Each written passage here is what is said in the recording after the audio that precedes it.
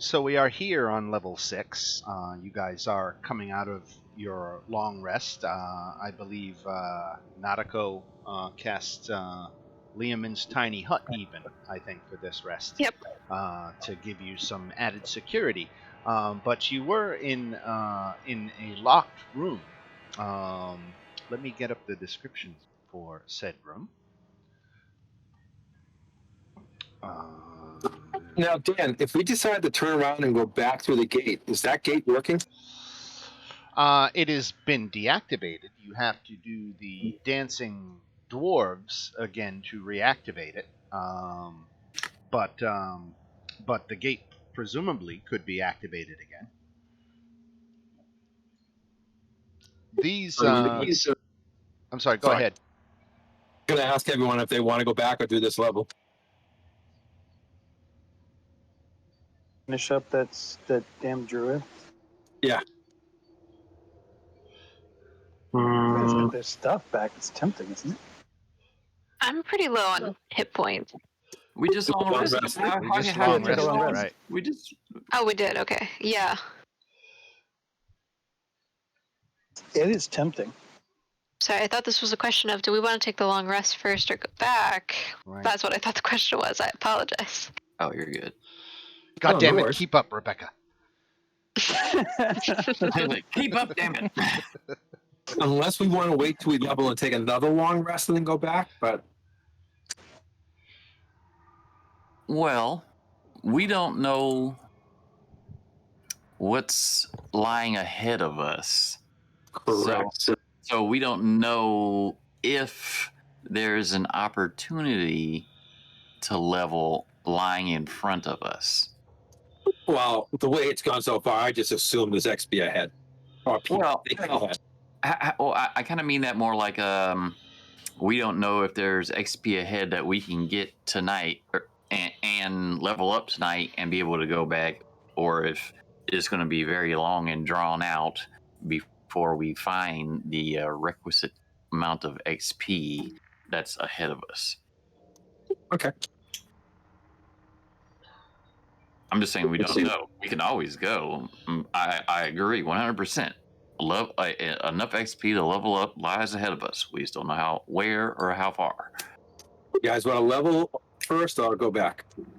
That's super meta. We saw her melding into the trees and passing into another tree. Wants a piece of that. He wants to go after it. Whispers.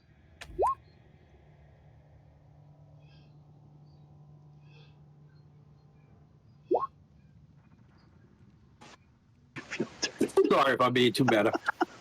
No, it's me. I could have found a way of communicating that in character, and I was just too lazy to do it, and I feel like shit for it. Oh, okay. It's a game. It's okay. I haven't even put the voice on yet.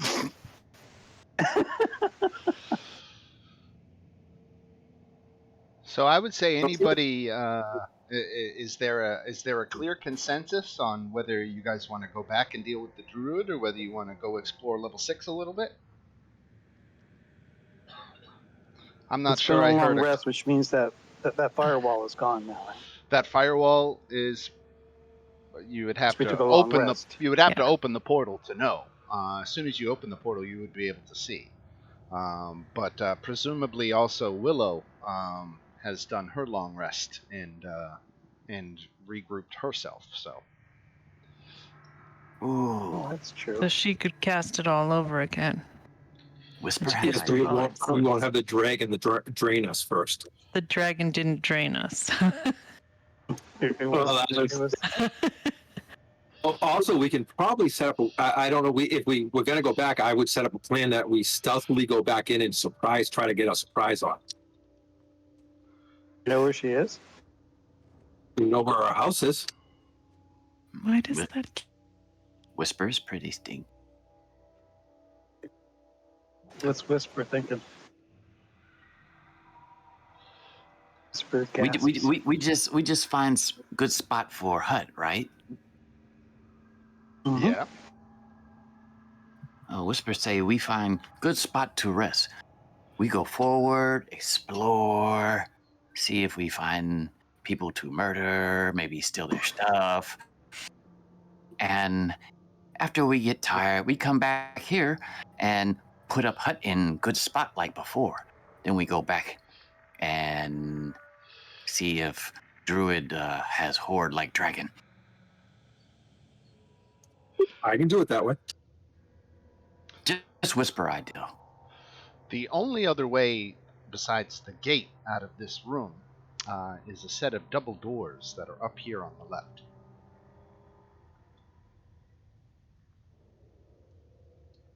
What's up Whisper. and down the middle? Let me tell you. Let me reread the room description for you. So they are dwarf-sized mannequins that are awash in the ivory light that is emitted by the glowing quartz pillars. Battle axes and war picks, strangely without rust, are mounted on the walls and set into the back of a deep alcove. To the south is, of course, the gate that you came through, engraved with the image of dancing dwarves.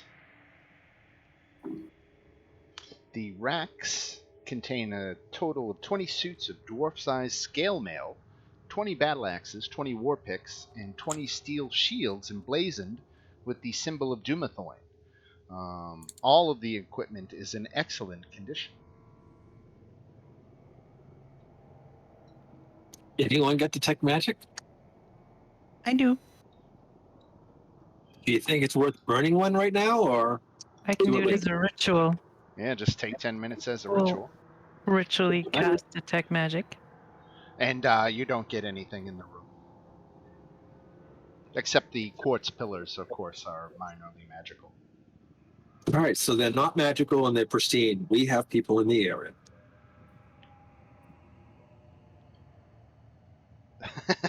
Set What? dwarf on fire. They're not magical and they're in pristine condition. There's somebody close by. Either that or this tomb has just been sealed off for a long time. I always think worst case scenario. Right? It's a tomb? Hmm. Ooh, did I give that away? No, I was listening. right. Luis is going to knock on one of them. Wants to know if they're real or what they are. Yeah, they're just mannequins. Made out of stone. Stone mannequins. Yeah. Yeah. Oh, I'm gonna excuse me. check out the doors.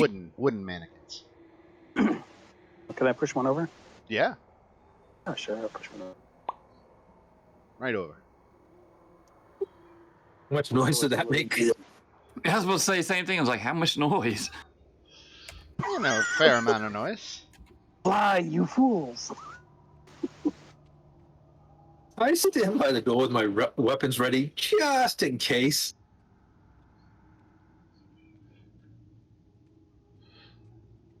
I was about to say, so you don't have a light, right, Derek? Nope. Okay. So I will just say, because I can do 4 of them, I will put one on like your shield or somewhere convenient for you, wherever, so you can see. I would love it on my front of my shield. Yeah. So you're casting light. I have 20 foot dancing. bright, 20 foot dim. Yeah, dancing lights. I can give it to anyone else who still needs it. So I can give it to you, Whisper, and I can give it to Luis. I know Orla has her pendant. Whisper I not can like see- I can light. see. Whisper can see in the dark. Whisper think it's awfully hard to hide in shadow when you create the shadows. You can't see in dark here. Yeah, anything dark Oh. vision. Has to be a spell or a light source. Oh, I forgot that part. Did I forget Yes, that? please. Yeah, I forgot that part too. Yeah. Yes, please. Yeah, that's why I made it. But they do go out if they're not within 20 feet of one another. So Ooh. Right. I like this. I like having dancing lights on my shield in front of me. I kind of like that effect. All right, I'm gonna check the doors to see if they're locked or not. All right. It's you know, it's funny sometimes things aren't clear. This door is clearly locked if you come at it from the other side. But it doesn't, I mean, what does that mean? I can't make any assumptions about what it is on this side, right? Does it open into this room, or which way does it do the doors open? I'm going to say We it love that opens question. inward. So we can see the hinges. Like this way? Right, so you can see the hinges, right. Well, then we could probably see the lock then. I know that'd be on the outside. I'm going to go over to the hinge and see if there's a pin in it that I can pop out to take the door down. Whisper will help. Whisper is at least pretty tall. Whisper can probably reach the Oh. hinges without you having to, jump.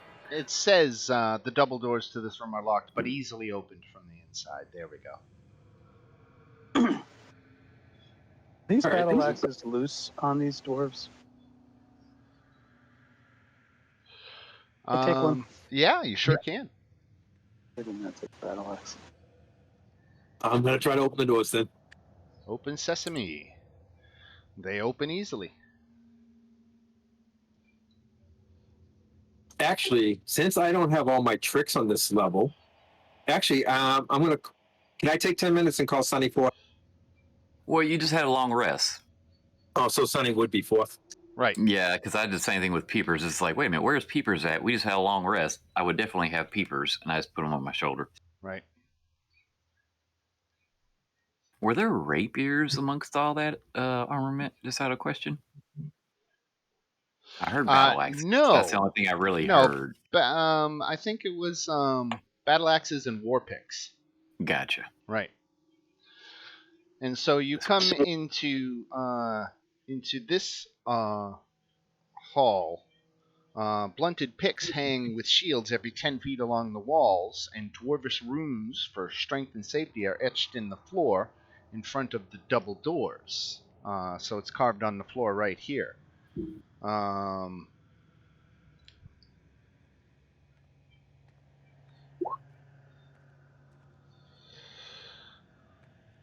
Other than that, I don't know that there's anything interesting in this hallway. In this little stretch, anyway.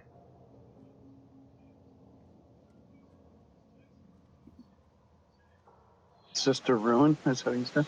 Yeah. Does a dwarf read it? Does he know what it is? He said strength and stamina. Right. Oh, sorry. No, it's okay. That's all I right. should learn to listen, that'd be nice. It's a lot going on. I certainly need you guys to repeat yourselves, once and again. So don't worry about it. No, that's why I was just saying it to him. What? All right, we can go right over left. All the time in Whisper. I'm sorry. Whisper, you want to have yours go right and I'll go left? It can't see in the dark, right? Yeah, but it has natural sight out, doesn't it? No. Yeah. No, dark It has vision dark does not vision. work.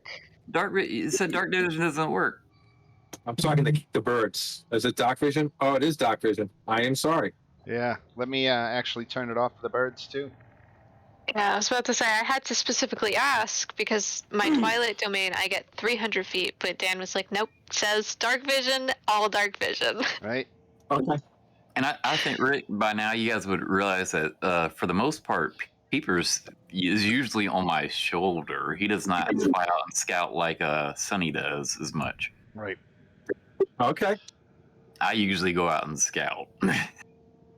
So I'm gonna check this room to see if I can find any secret doors or anything. This is weird that it ends there. Yeah, sure. Absolutely. Go ahead and make a perception check. With disadvantage? Or no, you have light. You got light.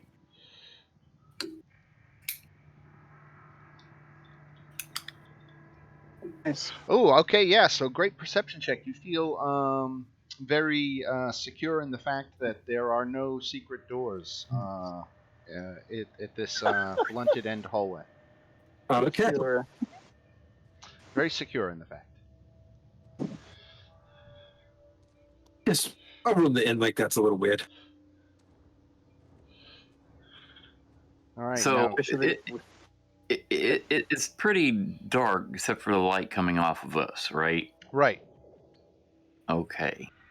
And we're not sneaking, and even if we were, some people are pretty I bad. can't sneak. Unless you're gonna put silence on me, I can't sneak. I was about to say Leela's in plate armor. Yeah, I'm in plate armor too, so I'm at a disadvantage on stealth. Yeah. Do we, I mean, if we wanted to try to sneak, I think someone has passed without a trace, right? I do. or we can send Whisper ahead stealthily. He can tell us when to move up. Yeah, but Whisper can't see.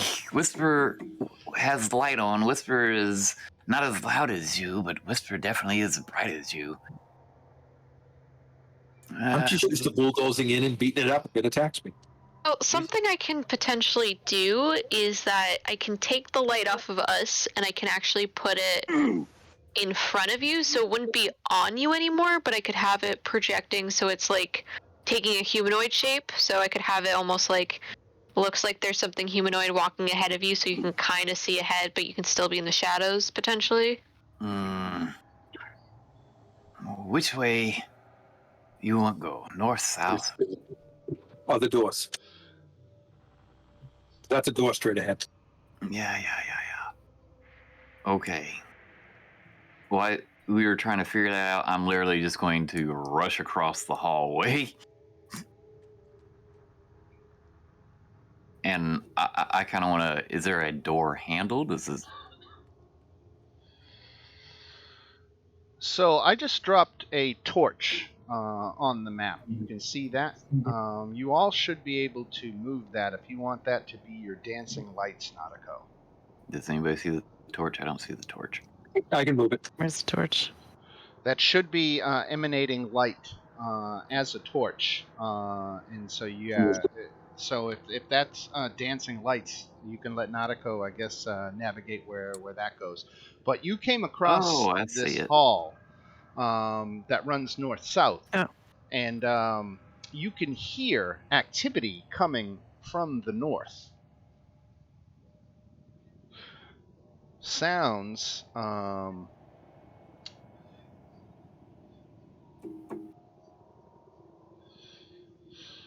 like a forge? Sounds like someone's tossing the room. Ooh. Tossing the room. Yeah, there's lots of commotion. Quietly, I walk in like we own the place. You're going north? Who do we have that can't see? Nobody can see, remember? No, but I mean like somebody, because you guys, I mean, dancing lights are up right now, but there are only 3 dancing lights. So how are other people seeing? Are people seeing because, I mean, I'm giving off light. I'm seeing because of the dancing lights. Yeah, So Yeah, I give it to Derek, Yeah. Luis, and Whisper, and then it's on myself. but we have to stay within like 30 feet of her. Yeah. Well, the lights have to be within 20 feet of one another, otherwise it goes out, or I can move it. Okay. Swap And it I'm- form. Or you can put them I all am- together to make one big humanoid shape. I'm glowing. I don't think dancing lights last all that long. 1 It's a minute. cantrip, so but I'm it's a just cantrip, right. continuously concentrating Yeah, on it. I'm just worried that like if we get into anything and you can't concentrate on it anymore, that's gonna go out and then we're gonna be in the dark. So just something to keep in mind. That if Does anyone have actual torches on them? I don't think actual torches work because I think we need magic to see. Dan, I have Yeah. go back. Because I think Leela has a torch. Yeah, I've got a lantern. Whisper actually Lantern. has a hooded lantern. Is Leela's lantern working? Dan? Yes. Yeah. So non-magical light will still works. Oh, there's no problem at all with light. It's just dark vision. Can I go back Okay. to the battle axes, break off some handles, and make torches? Wait.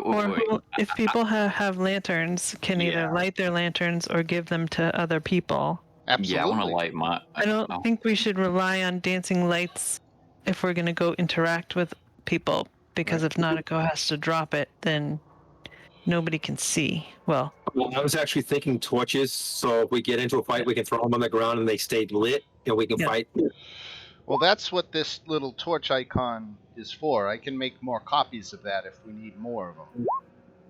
Okay. I was about to say I just checked my inventory just from my cleric pack. I have candles. They don't offer a ton of light, but they work for an hour, and I've got 10 of them.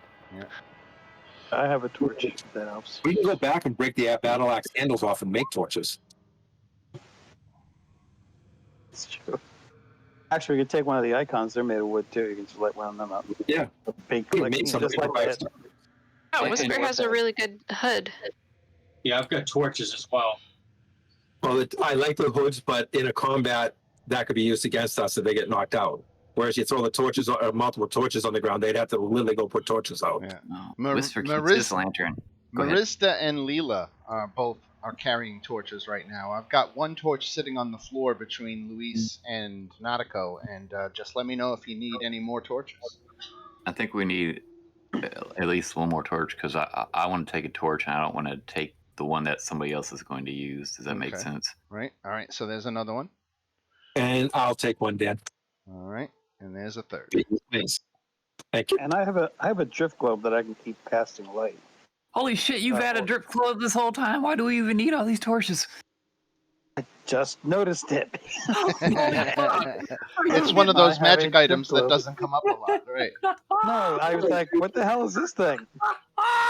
Bet you we got it like from probably like one of the first floors too. Right. It was one of the first magic items found, I think. Does that help? This feels like Who Framed Roger Rabbit. When he pulls his hands out of handcuffs. He's like, you could do this whole time? No, only when it's funny.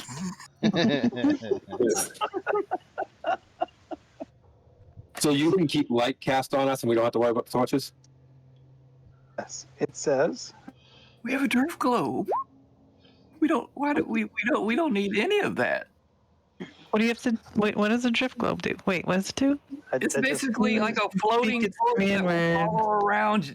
It floats in the air. You don't have to concentrate on it. It's magical. You can't put it out. What And once floats? a day, you can make it flash, daylight.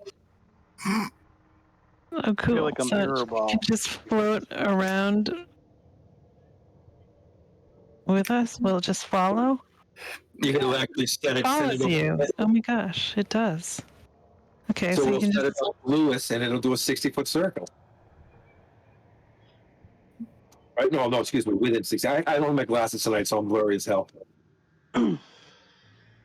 So light spell just replicates a torch. So So you can Yeah, use that's- one of the torches as the drift globe.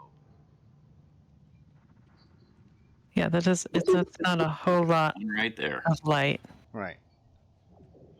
but it is light. Here, well, you know what we'll do? We'll put a blue dot on the one that's the drift globe. There you go. Gotcha. It goes by itself, right? The Goes by dot itself. is I think bigger we're gonna have than the to hold torch. it. Right. I think someone's gonna have to hold it because it only follows you if you get 60 feet away from it, and the light doesn't even go 60 feet. Okay, I'll hold it. hey, yeah, there's someone up there, guys. I just kind of did my version of stealth up the wall, and I can see someone now. Yeah, you can definitely hear that Okay. there are a number of creatures in this room, and it's got like shelves on the wall. Let me come and find it here. Scrolls bound in copper wire line stone shelves embedded in the east and west walls, and 4 Duergar are rooting through the collected works. And there are sliding iron ladders on rails allowing access to the tall shelves, which top out at 15 feet. 2 rows of stone desks and chairs face the entrance. The tops of the desks are angled slightly and have inkwells carved into them. The Duergar are caught off guard by your arrival when they notice you. But after they notice you, they quick, get in here before it finds us. Say that again. Before it Yes, we finds want you us. to- Before it finds us. Right. What finds us? The stalkers that hunt this level. don't you know? Just got here. And that is Oh shit! There's another one. is when you hear a voice slips into your brain, the ragged voice of Alistair Blackcloak. Behold, the lost level, the tomb of Melair, king of the ancient dwarves of this mountain. Never has this tomb been found, and so none have ever escaped this place alive. See, I've always felt this place lacked pizzazz, but after a few conjurations, I'm confident that it will impress. At the heart of this ancient place lies the Temple of Dumathorn, and behind its black basalt doors lies a place of power, the heart of the mountain. Behold it, and you may leave this place, but fail to do so, and this shall be your tomb. Ah, but opening the heart is no easy task. Only a king's hand may open those doors and air out the secrets therein. And beware, others lurk on this level. Others hunt for the tomb, and others hunt the hunters.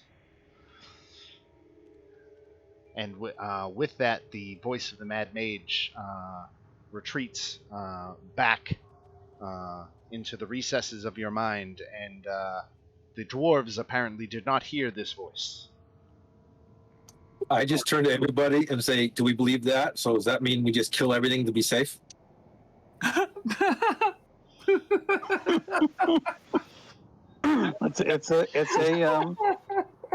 It's a strategy. Yeah. Hey, so what do these Duergar have on them? What is Sloth's armor class? Oh god damn it! Where's Sloth? Oh, where is Sloth? He's back here by me. I guess he got hit twice, 25 and 26. So he got hit twice. So Sloth takes 26 points of bludgeoning damage. Okay. Sloth. The rules didn't I show. can't. No. No, I But can't we say- heard it. Can we? When I look back at Sloth, do I Yes. see the arrows? Do you see the what? Do I see what hit him? Nope. How much damage? 26? Oi.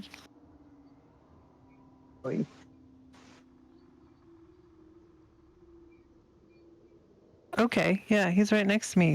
What the heck just happened? Where did that come from? And the dwarves are again saying, hurry before he gets in here.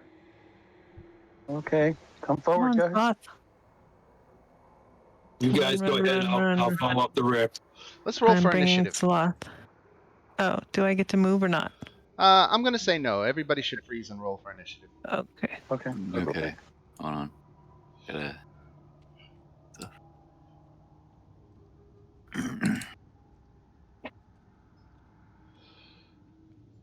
Crap. Really? I've never done that in any game I've ever played. What, credit initiative? I always roll like under 10. Yeah, that was a surprise attack, wasn't it? I guess, but it wasn't a surprise Something we attack can't against see. you. Because I can't be surprised. That's the only reason I'm asking. You And didn't neither get can surprised, right? It's like, don't we have a weapon of warning or something? Yes, Right, that's what I just switched screens. I saw it, and that's why I asked. right. Let me come back to Luis here. Add turn for Luis 20. All right, so let's see. We got Luis, Whisper, Nautico, I'm Leo, supposed to roll advantage. I got to roll one more time. 5, 6.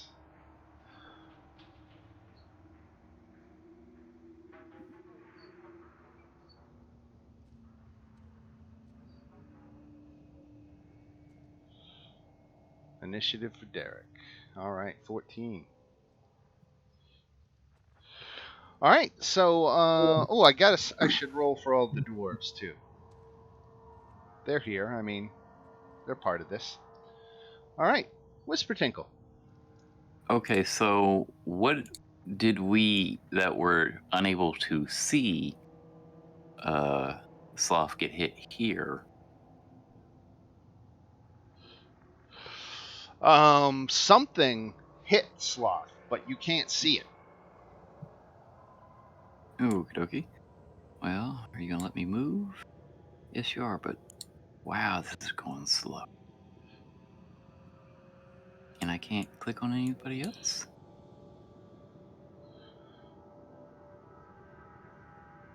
What the hell? Okay, so to make things simple, because I don't know what the hell's going on with Roll20, and before I get it all screwed up and everything like that, I'm taking off around the corner. I'm going to use feline agility to double my movement. Okay. I'm going to get over to here. I don't see anything by Sloth. No. Okay, and I'll use a bonus action to attempt to hide, and I'll take the dodge action, and then I'm going to restart my stuff real quick. Okay. Luis? Luis has absolutely no idea what just happened. He heard Sloth go, ooh. Right? Something hit hit him. Sloth hard. So I'm gonna look back. I'm gonna yell at the Orla, what hit him?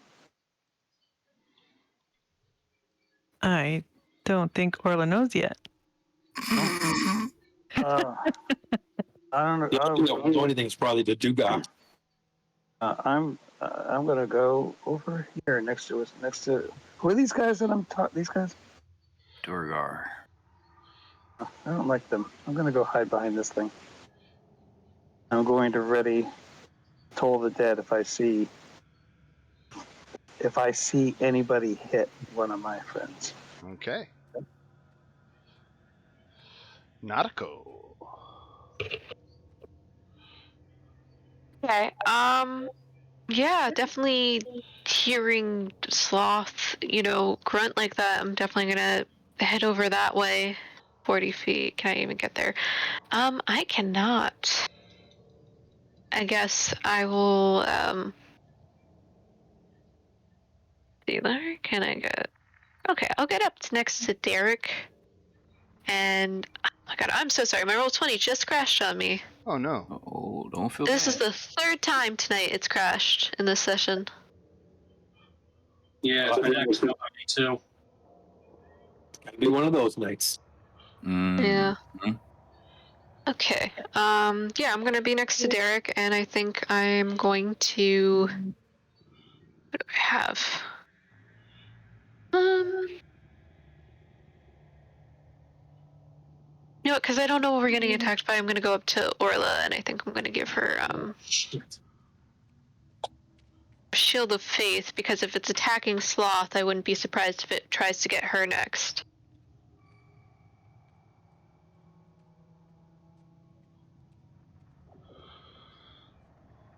Cool. Shield of Faith. Okay. Any other actions?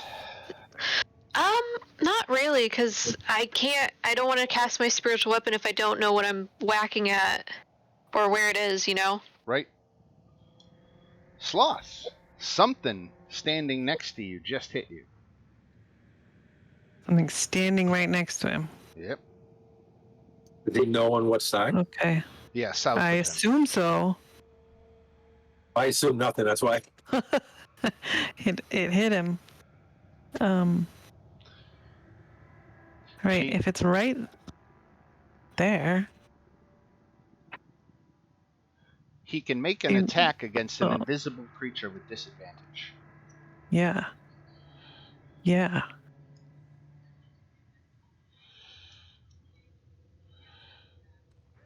I guess he will do that. Okay, so one hit for 7 bludgeoning damage. And That was disadvantage. So. Oh, disadvantage. But I can't. Right. Yeah, so I have to click it twice. So Gotcha, it would be a 13. Gotcha. Okay, so that's a miss. Okay. Does a Sloth tell us where he thinks it is? Yes, just south of him. I was asking Ola. Yep. Oh, now I know. Would have helped you if I knew that. Well, Bob, if you want to take your readied action, at the Oh, that's right. I quote-unquote can. target, you can attack it with disadvantage because you can't see it. So the dead's a save, though, not a hit. It's a save. Yeah. Oh, Yeah. so you can't target it if you can't see it. Damn it. Number 2. I think if you read the text of the spell, it says like A a creature target you can see within range. Yeah. Right. Okay. First blood. So just the one attack for Sloth, right? Yeah. All right. What's Orla want to do? Orla's gonna say to Nautico, "Don't you have something that makes invisible things visible?" That is true. Wait, I might have gotten rid of the spell, but I have to check if I still. Oh, I do have. I never use Fairy Fire, so.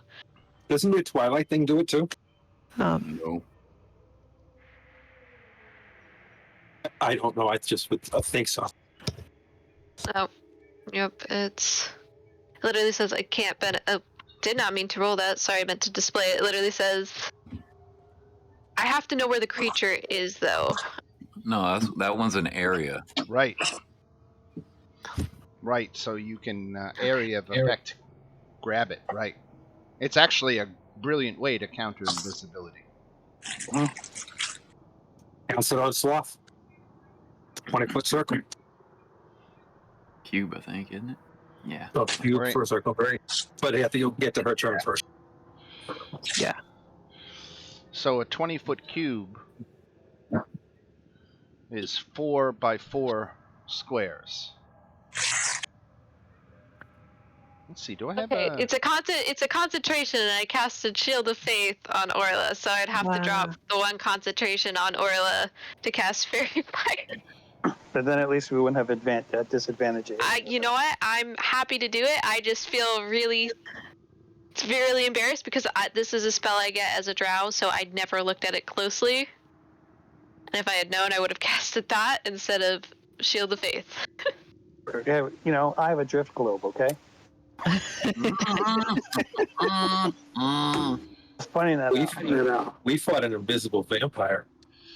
So here you can kind of see it. It's faint, Nautico. I have a square effect for Fairy Fire up on the board. You can position that where you would like it to target, and it will get everybody, friends and foes, inside of it.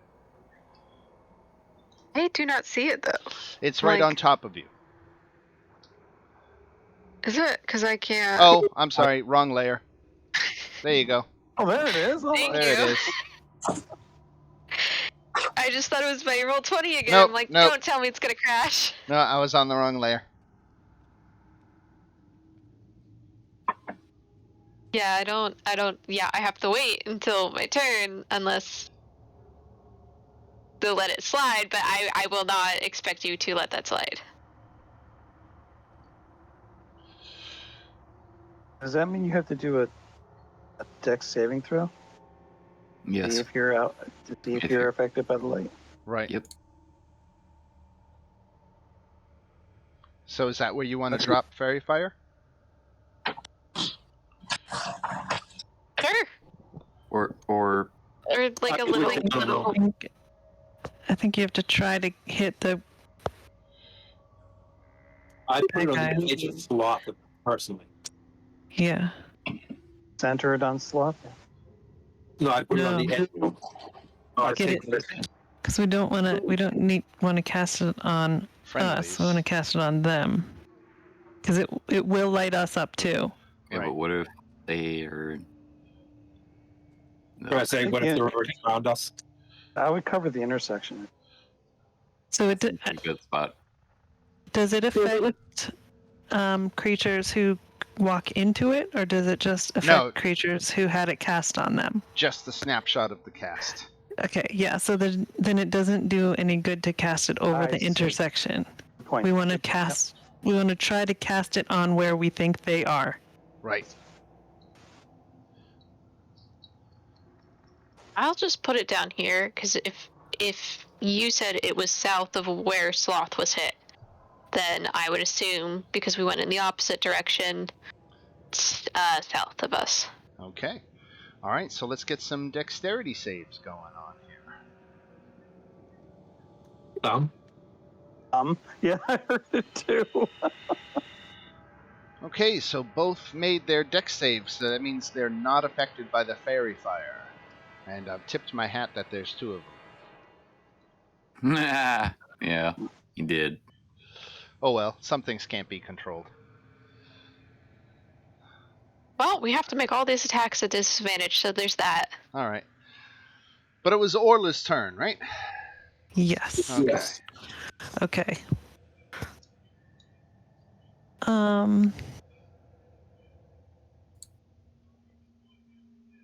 Or that's gonna back up. 1, 2, 3.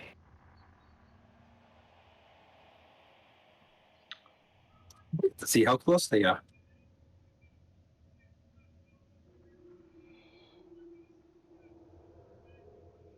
Oof. And so right now we only know that there's one here. So I'll cast a firebolt there. Okay, at And I can disadvantage. do that at disadvantage, right? Yeah, okay. Okay, a hit for 13 fire damage. Very nice.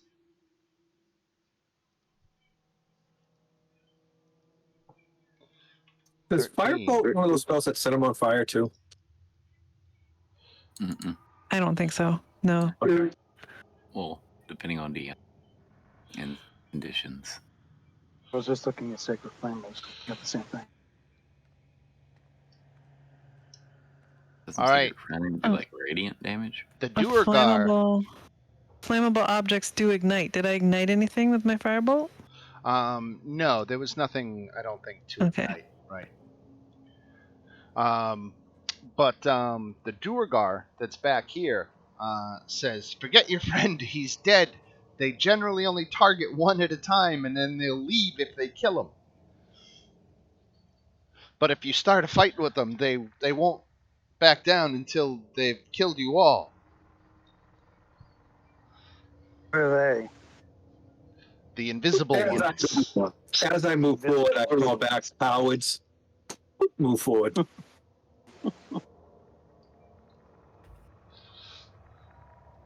Something stops you from being able to move forward anymore. Oh, so I just found one of them.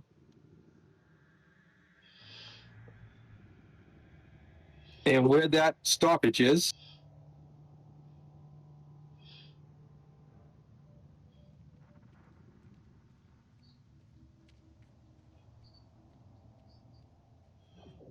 I have to roll again because I only rolled one.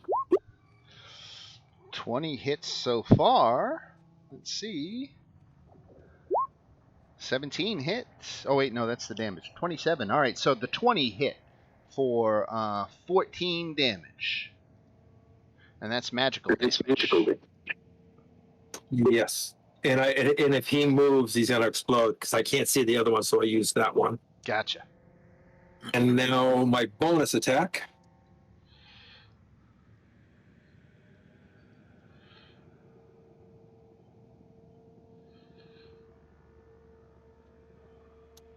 Oh, it hits. Yeah, no, 10 misses, right. Okay. Peepers. Okay, so we saw him swing at something right there and stop, right? Right. So, A green flint went. so I'm gonna send peepers down there to just like shit on that area and flutter around with a whole bunch of feathers and everything, and then pop up on this wall, and hopefully between the pellet that he's bonked off of whatever is there and the feathers that might give up the location, perhaps he might be able to help with the next attack on that target. You know, unfortunately, Peepers just doesn't have to poop right. Hey, he is an owl. He doesn't poop. He fires pellets out. Dive bombing. All right, Marista. Okay, I have an idea. I'm just wondering if I casted Entangle here. Right. I'm wondering if it. I mean, I'm wondering if it might grapple what could be in that area, You could or try. if it doesn't necessarily grapple them. I'm wondering because if it's like if it's vegetation and vines that are popping up, like if they move, they would have to move the vines. You know what I mean? So we have kind of an idea as to where they are. Right. Okay, I'm gonna do that and see what happens. Okay. Let's entangle. And you're going to And- target it the same way the fairy fire was, right in front of Sloth and Bardor, right? Oh, Yes. excuse me, Derek. Wrong night. Yeah. I do the same thing all the time. Right. Yeah, it's worse when you call yourself the wrong. So, All right, Quite the so way. a strength save from these guys. Let's see what they get. So one failed, but one made it. Could you pop up the spell text for me? Sure. Restrained on a failure. Thank you, Whisper Tinkle. Oh, me? All right, so restrained on a failure and can use its action to make a strength check against the spell DC, which is 14.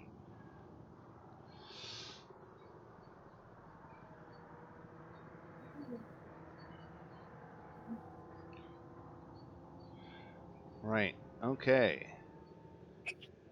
So that is Marizda, and then we go to Leela. Okay, so I missed the very beginning of this fight. So we're going after the invisible creature, and what are these Duragar here? They we were just- ransacking this room, and they seem to have been encouraging you to run away from these invisible stalkers. So we're not fighting them No. specifically? Okay. Got it. Okay, so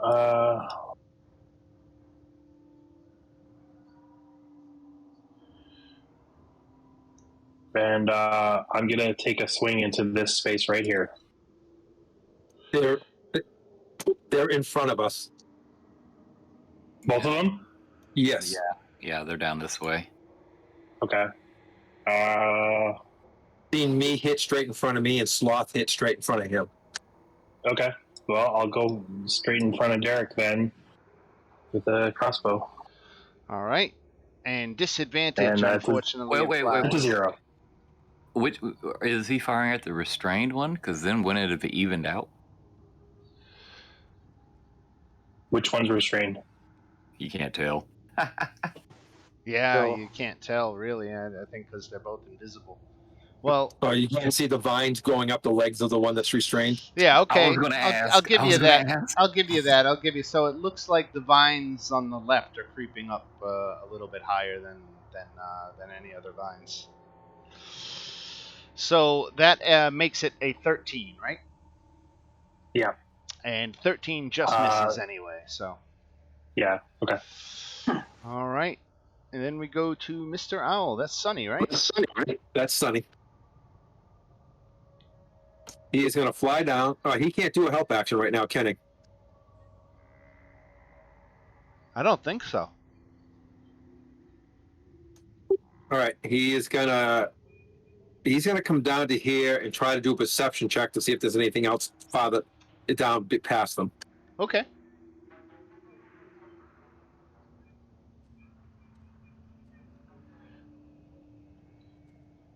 Sorry, I'm having a hard time reading the screen. Perception. Yes, That's not thank a you, distinction. Whisper. You are very helpful. Thank you. Oh no, I wasn't talking to you. I was. Oh no, I was, but I've been meaning to say you help me remember things a lot. So help me. Thank you. Perception comes back clear. You're not picking up on anything else, but again, you seem to be dealing with a lot of invisible creatures, so they have advantage on stealth checks. All right. He's dead. So let's see. Okay, now one of the stalkers is going to go. It's going to attack Derek, and it's going to do so at advantage because it's invisible. 25. So I take. I'm not going to shield 5. So you take 5 points of damage for that, right? Is this the character with the damage reduction? Yeah, I just took 5 points of damage. Yes. Got it. All right, attack number 2 does a 21 hit. All right, I'm not going any further. I'm putting it up. Actually, no. I'm only going to get. No, I'm going to take 8 points more. Okay.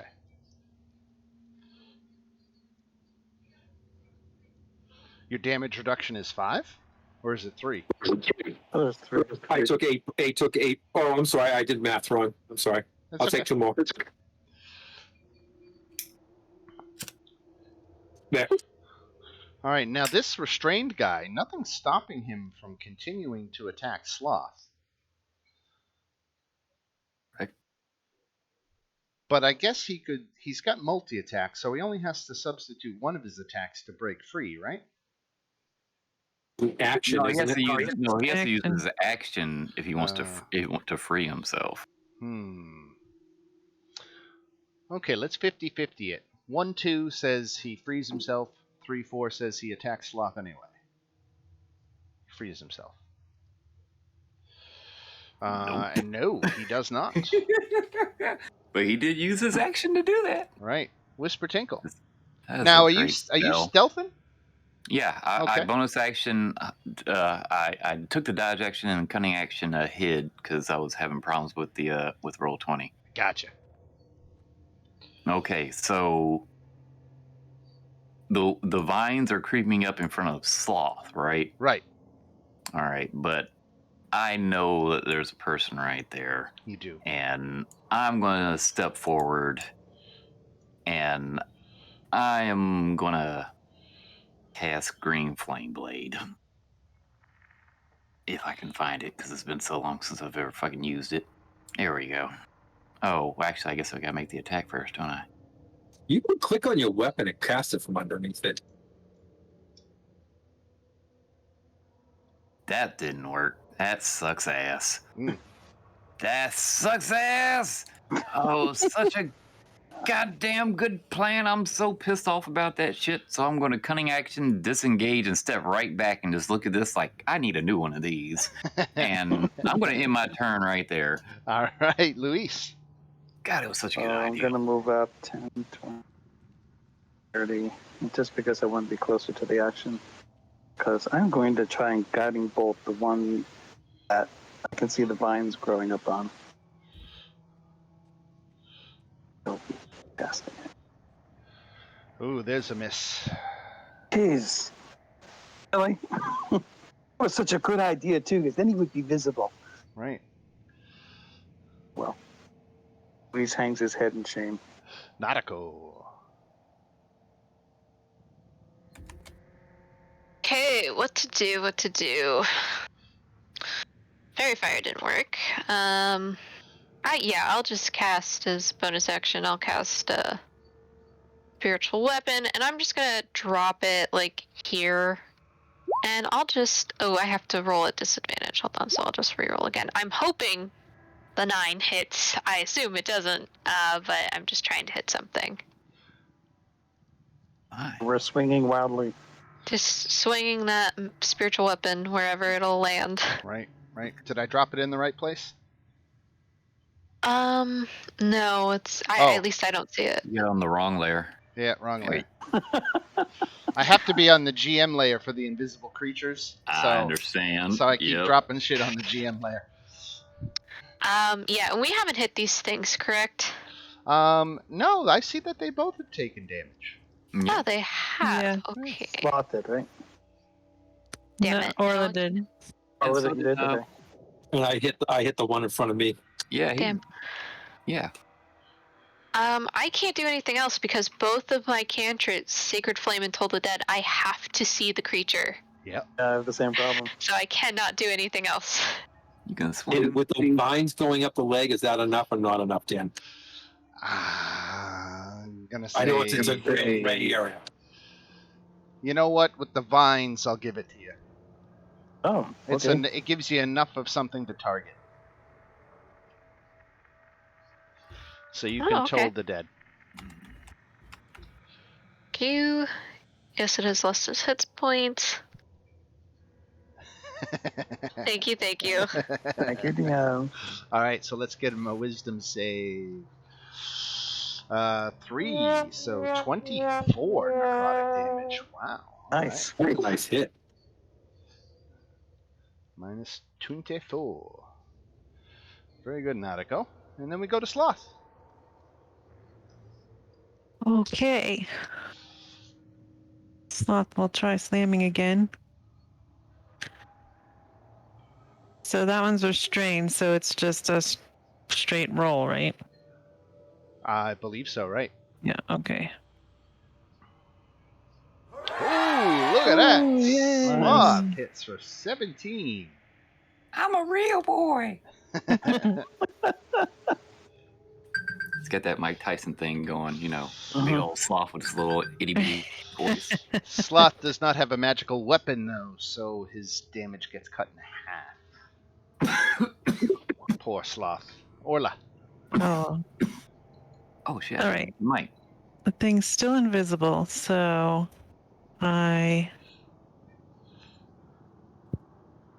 It's enough that you can target it with a spell that says that at least the vine one. Right. Okay. Okay.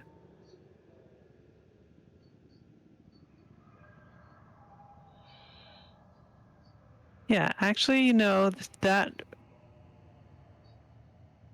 being the case, wait a second. Is something that's wrapped up in vines, can it be?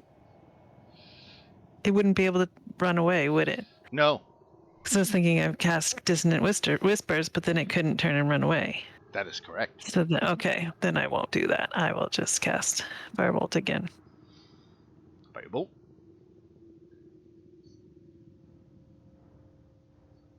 Nice. On the one in front of Sloth. Still at disadvantage, though, because it's an attack roll. Except no, because he's restrained. Oh, right. Thank you. We Yeah, just talked that's about why I that. attacked that one. Yeah. We just talked about that. All right, so 12 damage off of that one. And these Duergar aren't helping in the fight. They're spectators. I might as well take them out for the initiative. They're just encouraging you to disengage and flee into the room.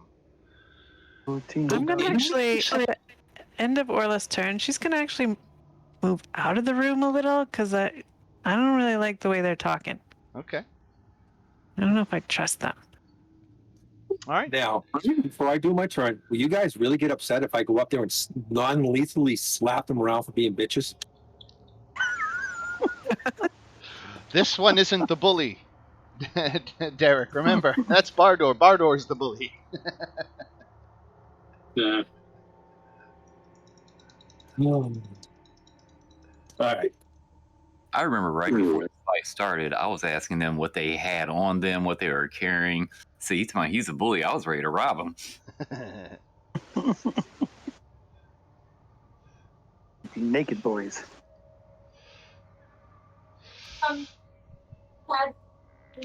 Okay, so Derek is attacking his one, and that hits for 19 damage. And with the one being rooted, is it good enough for the 4 to jump? Say again? The one that's entangled, is it good enough for the extra 4 to jump?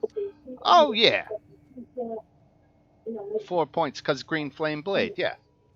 Okay. Yep, Just absolutely. checking. Within 5 feet, exactly. Bonus attack to this guy, too. Bonus attack. 15 hits. Disadvantage isn't hurting you too much. 11 slashing damage, magic damage. I got a +7 to hit. All right. Peepers. Okay, so Peepers is just gonna fly on down a bit. Is that the end of the hallway right there? Yeah, and it opens up into a room. Well, he's taking a page out of Sonny's book, and he's gonna basically fly down a ways, and then kind of attempt to listen for anything and look in his limited field of vision. He's a little bit disoriented with that. He's flying slow. He didn't want to hit a wall. Right. But that is what Sonny is doing. All He's right. and he'll post up on a wall somewhere. Got it. All right. Peepers. Papers. Right. Marista. Shit. Okay. So this guy here is tangled. I assume there's a guy here. I think what I'll do is I'll cast a moonbeam right here. Okay. Okay, so let's.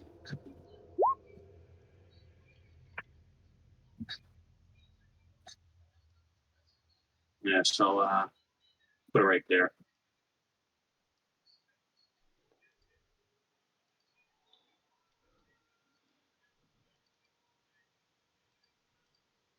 All right. So I got your moonbeam right here. That's where you wanted it.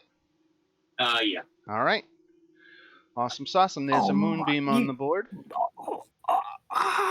It's Drift Globe Part 2. All right. Mine's a cantrip. It's not. No. It's Drift Globe Part 2. God damn it. So let's see. The moonbeam is going to do 10 points on their turn, right? It's at the start of their turn that happens, Johnny. Yeah, I'll pop it up. Awesome. I think that's right. Yeah, but that's not the important. Oh. It's lit up now. Is what's important, huh? It's all whisper wants. I can see. Can we see them now? Oh no, I'm thinking of something else. My bad. Right. No, I don't know if they're like shadows in the moonbeam, or does it hide them? But it says when a creature enters the spell's area, well, it's engulfed in a ghostly flame. Yeah, it's still an invisible creature. The ghostly flames, again, I will give you enough that you can target it with spells that say you have to see the creature, but you are still attacking an invisible creature. Yeah. I mainly asked the question because it's too blurry for me to read. Right.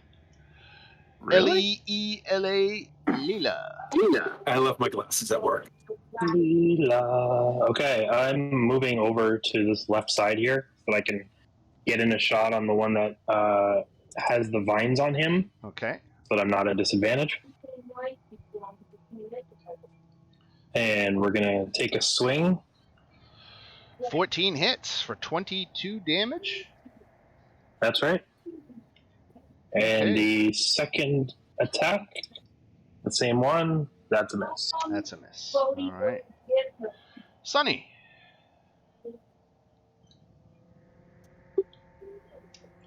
Sonny's gonna go back and keep an eye on those little leaps back here, and let me know if there's anything up.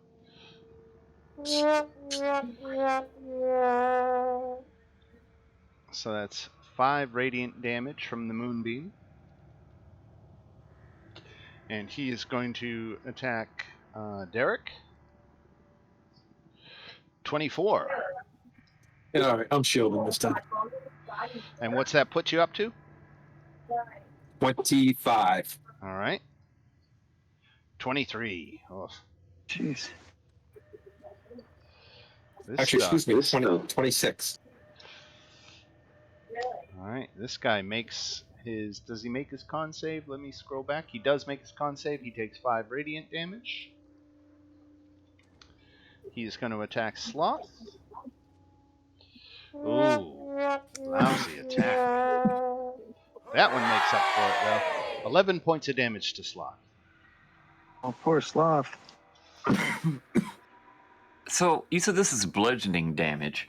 It is. And we can see Sloth because Sloth That's right. We gave him armor. Never mind. I was like, what type of wounds are these that are coming up on Sloth's chest? I mean, can we tell what type? But I forgot we gave him armor. Gotcha. All right, WT. Oh shit. Yeah, we're gonna try that again. So I'm gonna use a cunning action to kind of crouch down. Actually, I'll just move off to the side out of this sight to hide, and then I'm gonna run in real quick and attempt this again. Let's see We're that gonna attack. Let's see this attack. All right. All right, that's better this time. All right, so But it should be a green flames me. disadvantage, right? No, it should be straight because I went off to hide, so I could stealth, so I could hide. If you want, I'll roll that stealth real quick. Yeah, let's just do a stealth versus his perception. That's cool. He only got a 10 on his perception, so. And I got a 19. Okay, very good. Not bad. All right. Cool beans. All right, so I believe I'm set up for this damage. 26 hits. All right. 26 damage? Oh, no. That's quite right. 26 damage. And then the one next to the guy. Yeah, I need to find out how the other dude is. How you got yours set up. I like yours. It goes all the way at once. I click on the weapon. So 26 and then 9. Are you using Beyond or? No, I'm not using D&D Beyond. I'd rather just set my stuff up. I can do it that way. Are you using D&D Beyond? Yeah, it has a built-in macro. I click my weapon and I just hit it and it does it. Yeah, I can set. I'll just set one up. I don't like clicking stuff from D&D Beyond. I found that there's too many things that kind of fuck up every now and then. They're clunky. But anyways, I'll end my turn right there. I'm not going to move. I'm just going to keep looking. So this one right here did take the 26, and the 9 is on the one that I can't see. All right. Luis. So I will toll the dead on because I can see him now, on the one on the left. Okay. Yes, you have damage, so we can do that. I'm rolling like shit. Or while you do your DC 13 Wisdom save, which means I did absolutely nothing. Right. Orla, how's Sloth? He's okay. Okay. You don't need healing at the moment? Not yet. Okay. And we'll stay put and hang my head in shame. Not a cold. Yeah, I'm just gonna keep trying to hit it with a spiritual weapon, first and foremost, to see if I can get it. Let me remember to roll it with disadvantage this time.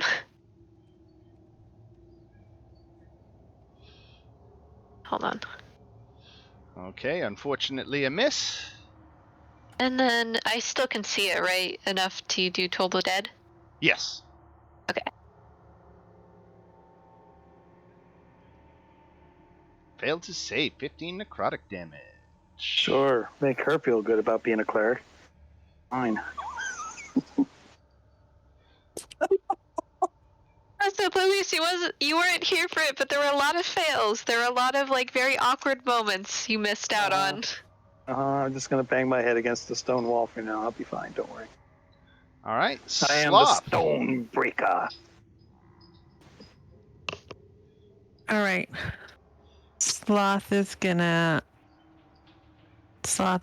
disengage.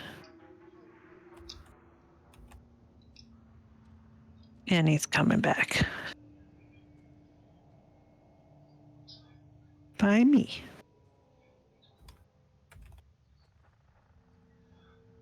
Hola. Good boy, Sloth. You did a good job. Okay. Don't worry. If I ever get the ultimate weapon I want, he gets my axe. All right. But I doubt it's in this place. This guy's still restrained, right? Just stays restrained. because they're not trying to move. The Okay. oh no, very interesting point. When I forgot about the vines for a second there, but when Nadako did her Toll the Dead, those vines collapsed to the ground. Oh. Okay, so he's not restrained. He might be dead. Oh, right. There's that. We didn't hear the little, the little sound if it died, though. A little. Yeah. Right. That's true. It's true. Oh, there's the body. Okay. Then Orla will shoot at the other one. Firebolt. Disadvantage. Disadvantage. Disadvantage didn't matter. 8 points of fire damage. Okay. All right, Derek. Yeah.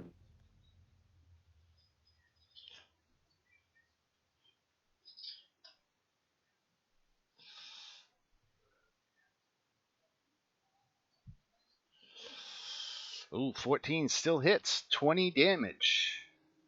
And that's booming blade, so if he moves, there's another 7. Right. Peepers. And nope, I get my bonus attack. Oh, bonus attack. Bonus attack.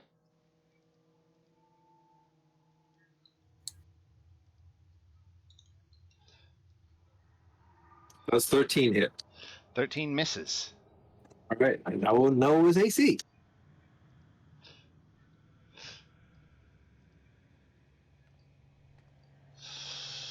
All right, Marista, what do you got? Okay. Concentrating on Moonbeam, right? Yeah. You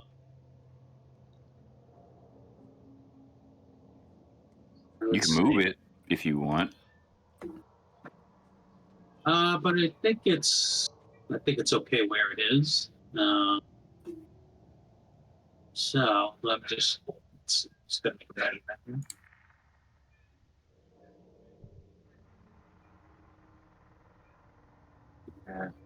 You know what? I think I'm just going to continue concentrating on my moonbeam. You got a cantrip you want to throw at him, or Yeah, a the problem firebolt? is, I don't have that. No. No, the only problem is if I try to thorn whip it, if I hit it, I'll pull him out of the moonbeam. Gotcha. Yeah, so I think I'm just gonna stand pat. All right, Leela, what do you got?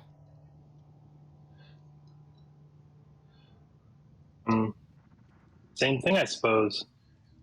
What's the icon that's on him right now? Invisibility. Okay. So you're showing him to us where he's just still invisible. Right.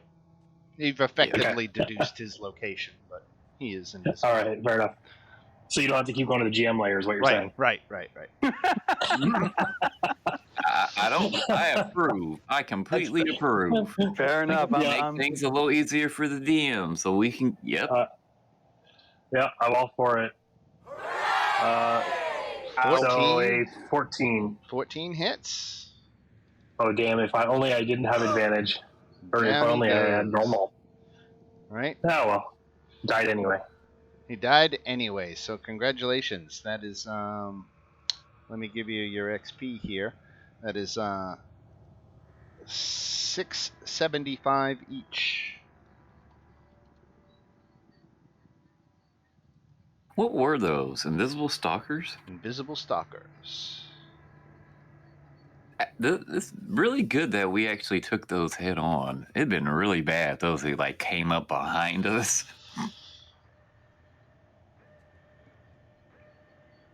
It's tough. They're tough opponents, but when it's 7-2, the action economy favors the party. And they're stuck in one spot, and it's that was really very good for us. Right.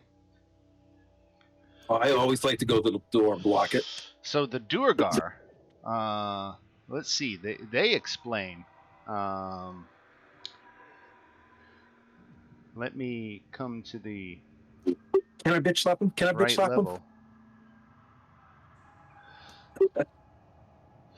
So the Duergar are like, wow, you're tough. We've been trapped in this level for 2 days now, trying to find the way out, and those stalkers have cut down a score of our men. So you're here trying to plunder the place? We, like you, are in a frenzied search for the tomb of King Malair, and we're going off a hunch that there might be a secret mechanism in this room that unlocks the tomb, and we were checking behind the scrolls on these shelves, but haven't found anything yet. Yeah. So I believe. How would I do it? Try to do a lie check. An insight check? Okay. Yes, Yeah. thank you. Go Brain for check it. 5.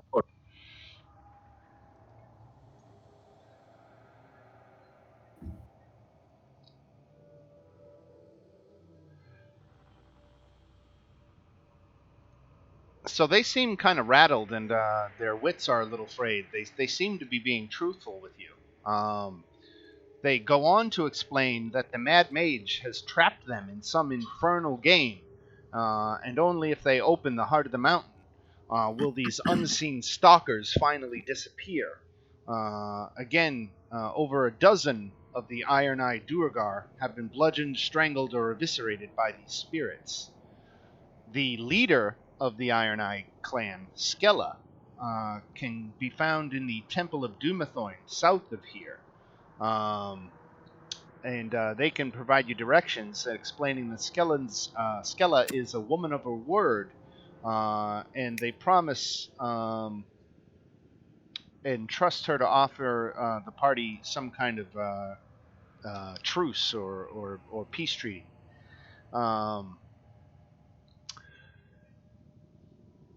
The Duergar came to this level because of the mythic Malercan dwarves of Undermountain. They are looking for mithril and relics and treasure of unimaginable worth that surely can be found in the tomb. But yeah, they're just one of Skella's parties that are out scouring this level, looking for the tomb of the lost king.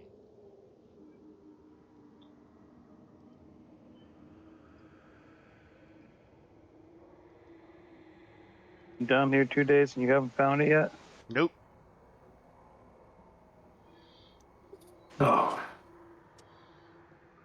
I want to get out of this room and find another room, maybe. So the queen's down south, they said? Yes, yeah. They say if you go down past the King's Walk, and hang a left on the map, then turn south, you'll get to the Temple of Dumathorn, where Skella resides. I don't know about you guys, but going down to meet their boss and leaving them behind me is not a plan I like. No. Whisper think they show us. At least one show us. I think all three of them should walk in front of us and show us the way. There's 4. They say they don't have time to babysit you, that they're on important work trying to save their own skins and get the hell out of this level. So you can pike off, Burke. What? You walk in front of us or you die. Roll for initiative. Okie dokie. I will not finish typing. Unless somebody wants to be the voice of reason, should we roll for initiative? All I was typing out was that I'm looking at the party, saying, "Okay, but hey, all right, roll for initiative." Unless someone else wants to step in, because I wasn't stepping in. I'm in the room all the way, and I don't really want to fight them at the moment. Now, guys, help us out. Show us the way. Then you can come back. Make a persuasion check. I thought maybe somebody was going to try to persuade or intimidate somebody into doing it. It's Right. like, nope, let's kill him. It's like, all right. I mean, They Very begin much. to clutch at their weapons, losing patience with you. But Luis's interjection got one of them to back down and realize that another fight, I guess, especially against tough foes like you, would probably not be in their interest. So he says, "Fine, stay close." I'll stay with you. Don't worry. Got your back.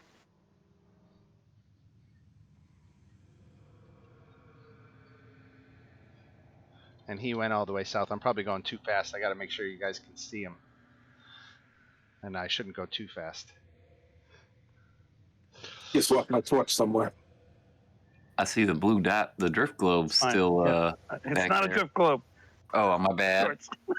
We don't have a drift globe. That's right. That's right. Just like we don't have a moonbeam.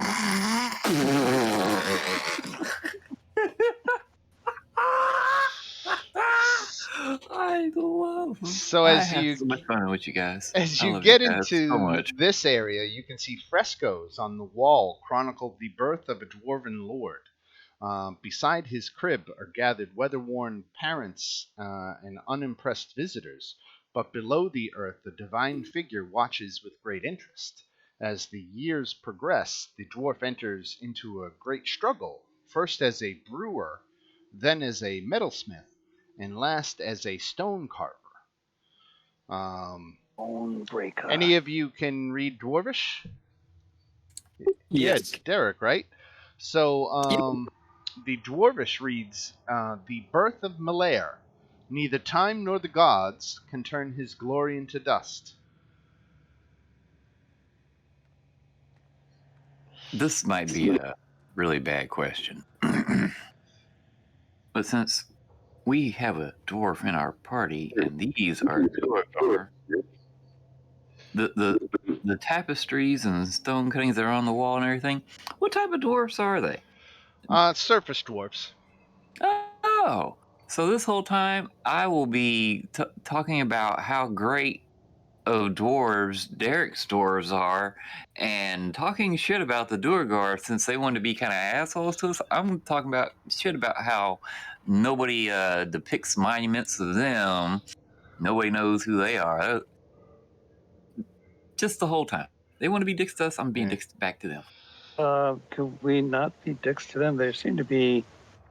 My lights are casting on something else over here. Right. Yeah, so he's going and leading you down to the left here. And he's and you can not alone. see there are a number of enlarged Duergar here, but they don't attack because, of course, they recognize you as allies. There are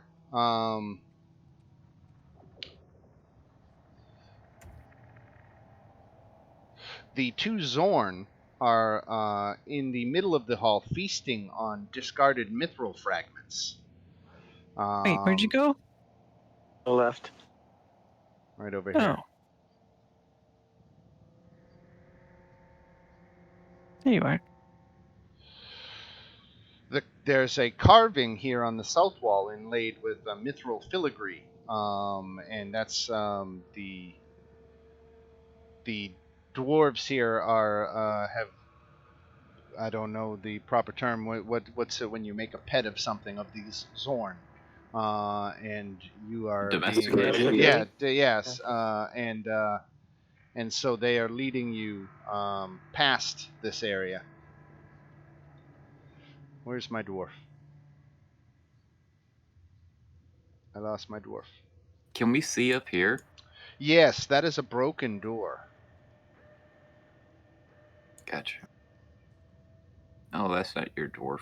There's my dwarf. Okay, there you go. Sloth was hiding them. So your dwarf's right there.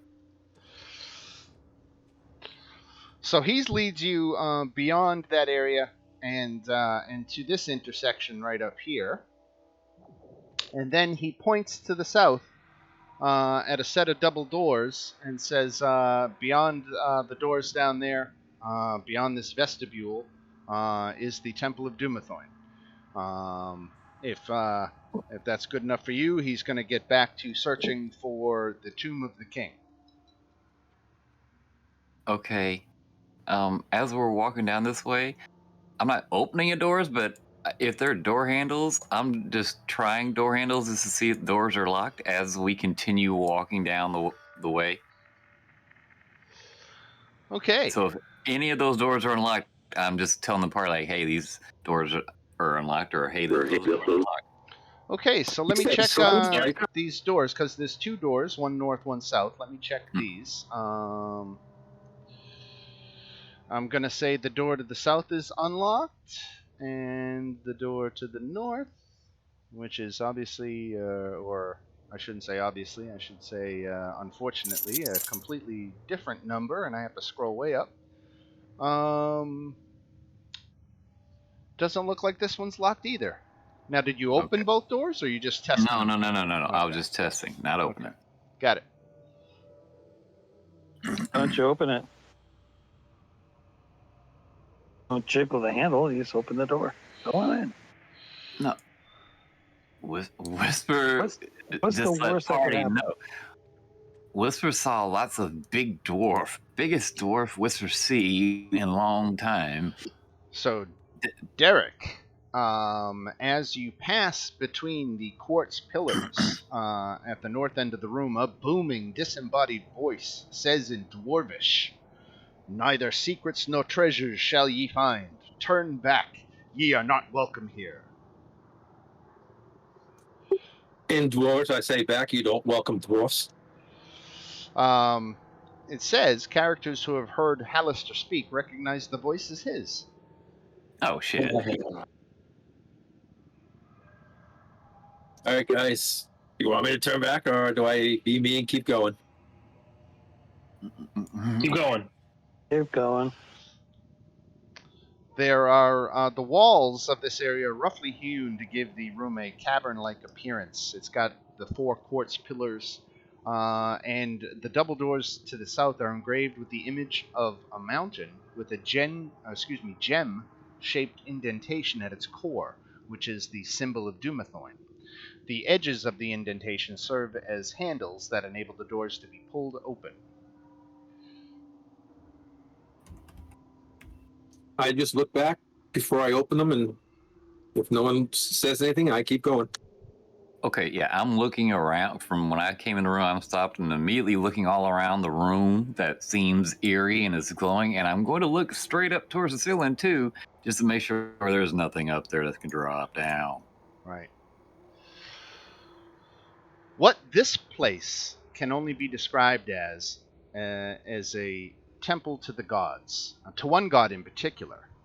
Quartz pillars shed their queer ivory light, and Durgar lean against these pillars, nursing their wounds, while one dwarfess, notably tanner than her brethren, paces about the room.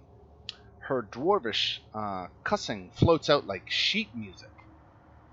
The nave of this temple leads to a dais of golden marble.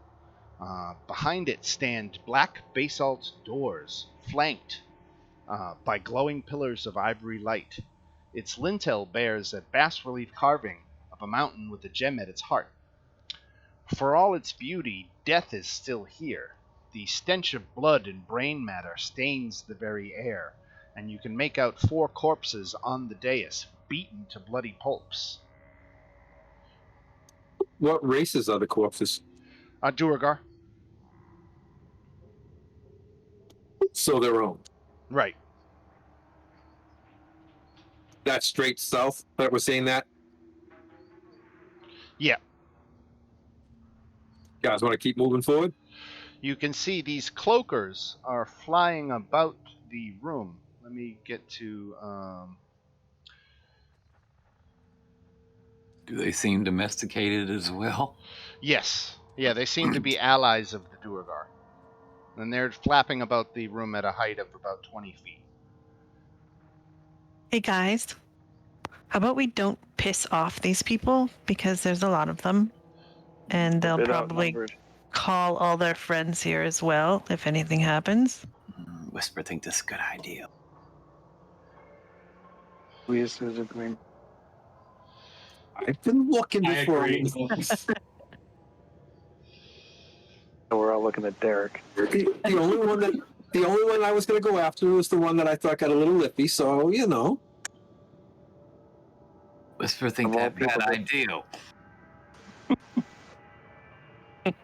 but that could be just me.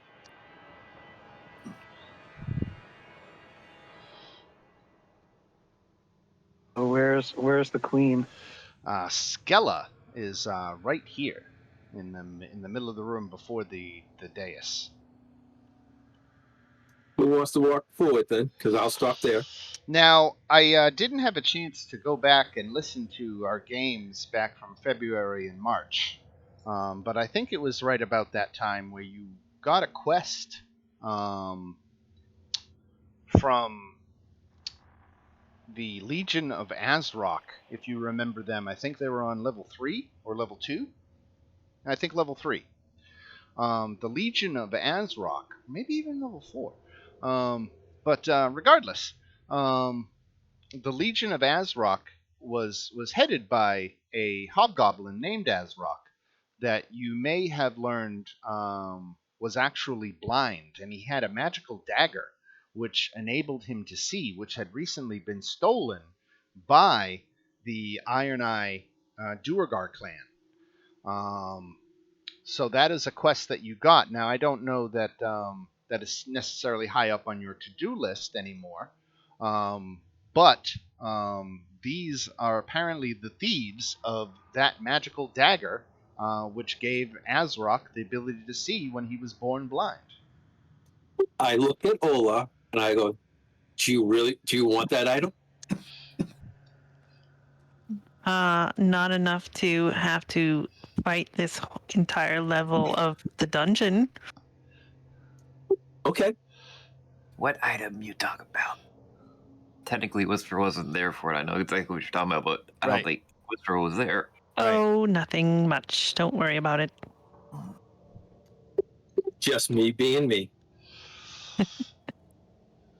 So Skella sees you and offers you a gesture of peace, and starts to walk forward. And she says, "I see we have another group trapped in the Mad Mage's infernal game." Well, we haven't tried to leave yet, so I don't consider us trapped. And it's like, well, he shut down all the gates out of this level, and there's no way, and he's blocked off all the passages, so there's no way out. Apparently, it would seem, but to play his game. We've been looking for 2 days for the tomb of King Malaire, so that we might find the hand of the king that is needed to open the black basalt doors at the back of the marble dais here. She says, however, there's a more immediate problem, and that they can't even approach the door because as soon as they begin to mount the dais, a clay golem erupts from this stone altar that is on the dais, and it mercilessly attacks anything on the dais until they're all destroyed. And it was only after engaging it that they realized that their weapons were having no effect on it. So they don't have the proper weaponry to defeat such a creature. So Skella is happy to let you take a crack at defeating the golem, so that you all can find out what lies beyond these basalt doors. Took care of the stalkers for you. Now we need to kill the golem for you. We got this. What kind of weapons did you use that didn't work? She suspects that magical weapons are required, and her men are simply not outfitted with such equipment.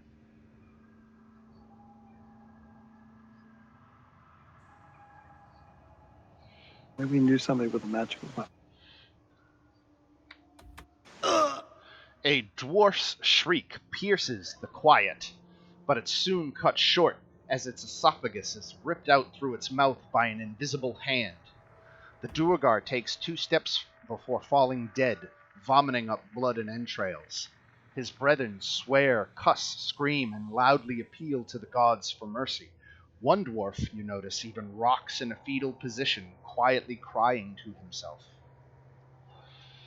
Evidently, there's something else you gotta tell us. I was like, where did this? You said we saw this dwarf get his throat ripped out? Where? Yeah, Where is right this? here in the back of the room. Over here? Yeah, an invisible stalker strikes again. So we got to kill another stalker before we can go after that. Those birds go flying after it or nothing? What birds? Where these guys are that are up above. Oh, the yeah.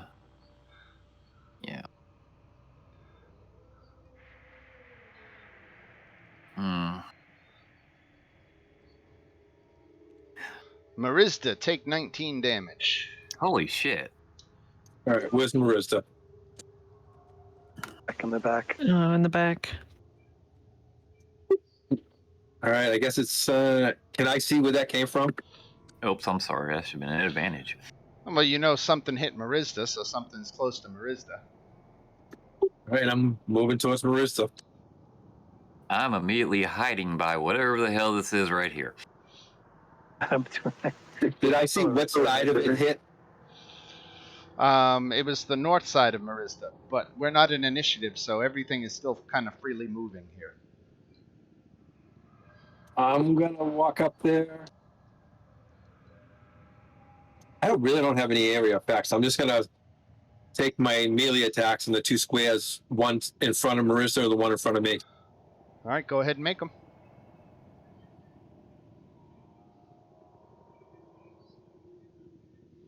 Yep, they don't connect. Oh, I didn't see. Here we go. It doesn't connect with anything. And the next square, just to might as well be thorough. flailing away blindly. Yep, nothing. All right. Nada. So, Skella says, fear does awful things to men. We have to get out of here soon. Not fair, thorough. Fear does awful things to men. Mm-hmm. And you're not afraid, Skella. No, you can tell she's afraid too. Uh-huh. You Let's know just there's say- creatures in here? Let's hurry up and take out this thing. Why, invisible thing have all these dwarfs to pick on. Before So you wanna hit we the- get tired, we get so tired taking out this invisible thing, then we have to take a rest before we even take out big thing in the middle. All right. Do you guys want to go after the golem like Whisper says?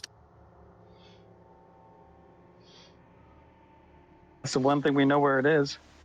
All right, I'll stop moving. Is there going to be an invisible thing or invisible things, plural, attacking us while we're attacking the golem? It could happen, but if they come up to us, then we're close together in combat. We can react to it then. The Duergar and Skella tell you that the stalkers generally, not always, but generally seem content to attack a person a couple of times and then retreat. And that's generally how they go. They generally don't get into long, drag-out fights. Okay. It's a good move. Well, since we don't know where it is, then yes, I guess maybe we should do that. Okay. But does Marizda, before we do this, does Marizda need any help? Well, I took a pretty good whack right there. Yeah. She looks like sheep. She's looking a little yellow. Oh, yellow. She pissed herself. Oh, no. Whisper sniff air. Can smell from here. She needs some prestidigitation. Maybe cure wounds. Prestidigitation. Since I know golems hit like a Mack truck from our previous encounters, I'm going to precast a defensive spell just before I head in. She Let's says, throw in two. Skella says that you have pretty much, as soon as you step foot on the stairs is when the golem is going to appear. I'm not actually going here. I'm just doing this to ask a question. Got it? We should ready stuff, huh? So if I go right there, it activates, or I can go right there and then cast. There you are safe. If you take one more step, the golem is going to appear. Precast right there, then I can go into combat. Anybody Like, else finish. want to get into position? Yeah, Does because I want to do the Luis, same thing. Luis or Nautico, are you going to help Who's gonna heal? Marista? I think we're. Yeah. Help. You know what? I will, because I get at least one free one that I will give to her. Here, let me. Because she looks like she. That's my free one. Here's a healing word. And Thank you. How you look? Leela, let me step out in front a little bit. I'm putting blur on myself to put anything that attacks me on disadvantage. So let me try to get its attention. Okay. I'll give you one more. Want me to cast fog cloud over that altar? It won't see us. Will that mess me up in combat? Thanks, Want to guys. see it too? No, the football cloud. Want to make it so I can't. Oh, me coming in? We can try that. I'm just looking at what I have. I don't have a lot that seems useful. Yeah, I was just going to use blur so it puts someone at disadvantage on melee. So that's why I wanted to cast it before I go in. What does fog cloud do? It makes the area heavily obscured, so you would have disadvantage on everything unless you have like some blind sight. Yeah, that. Then it would be regular. It would give us disadvantage on hitting it. I was just trying to make it have disadvantage at hitting us. Yeah. Yeah. If you can find a way of giving yourself advantage, then you can pull out straight attacks. I don't. If you want to hit and move, it has disadvantage on the opportunity attack, and it only gets one. So if you got a whole bunch of melee in there, they could be dancing around things. I don't really melee. Yeah, that's what I'm about to do as I step in. I'm wondering if Luis, it would be just better to save that slot. Agree.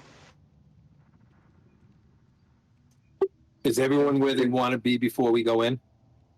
Or do you want to move up, or you want to stay back? Well, the golem's got to come forward, so I'll move up. Yeah, yes. I'm not. I mean, I'm going to move up a little. I'm not going to move up much.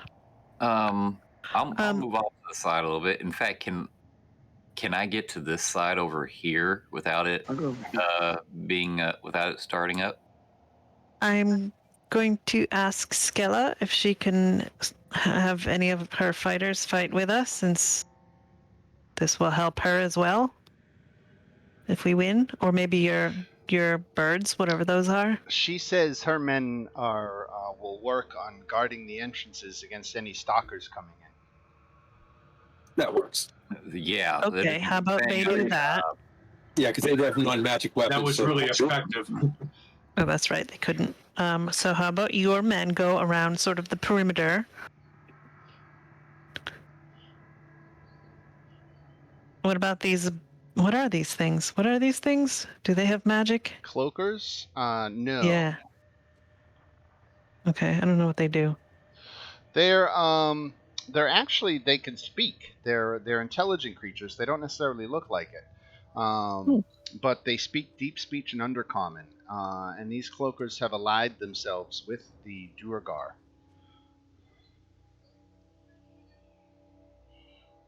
I don't speak either one of those.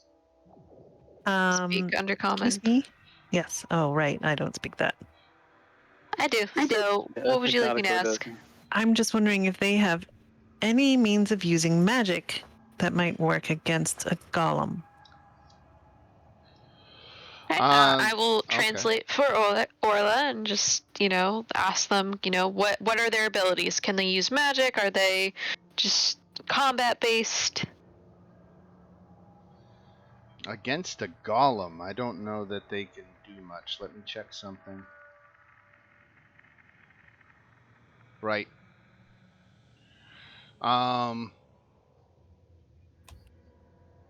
So Skella says the cloakers are native Underdark creatures, and while they're intelligent enough to ally with, they don't natively have any magic, nor can they wield weapons and stuff like that. Okay. You guys all ready then, or do you want to buff or anything? I'm going to do that one and step on. Whisper has silvered short sword if someone need. Is silvered considered magic, or is it just silvered? Whisper don't know. Whisper got it off of somebody. Whisper got it out of bag, I think. Yeah, it was just a regular silver sword. Right. Whisper just know silver better than regular. Just not know if anyone need. Not as good as magic, though, right? No. Everybody ready? Yeah, I think so. And Right, I Dan. just want to ask one question. So, Tom comes out but does not come off the steps, right? No, Stays up on the it will platform. pursue its prey off of the platform. Potentially. I'm hoping I can get to it and try to lock it down before it gets to any of you guys. That's what I'm trying to do. Okay. Or let me Let me do double an check area that. Let me effect thing. double check that. There we Unless you want to do, I can step on and not go in if you want to do something else. No, I just, as soon Okay. as you do, I want to cast area effect thing up on it. I won't be able to move it.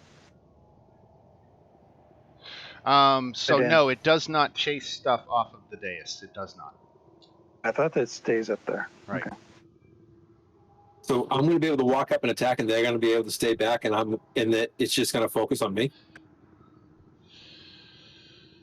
Potentially, unless it goes berserk. You know that that's something golems can do, and if it goes berserk, all bets are off. Whisper is definitely going on dais. All right.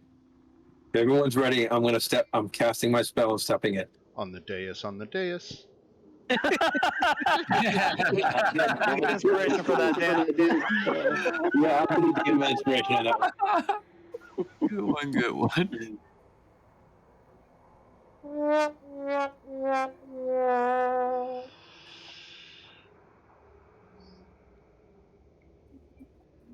All right, so where is Whisper? I've lost Whisper. Okay, so there you are.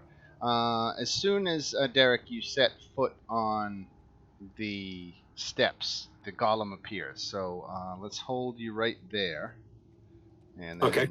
boom, there he is. He emerges from an extra dimensional space within the altar, and we can roll for initiative.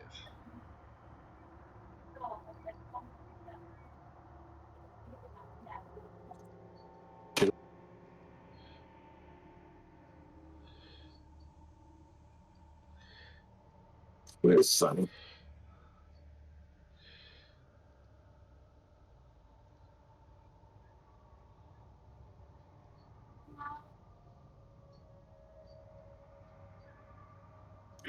Son.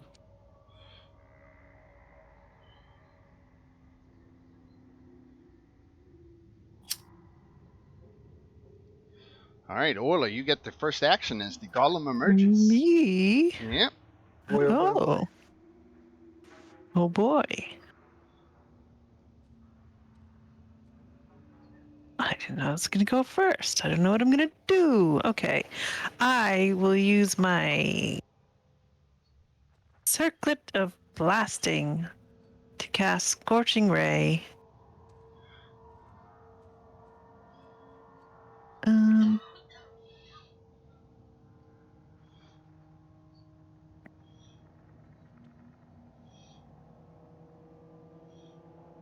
Darn it, I forgot how to lock these things open.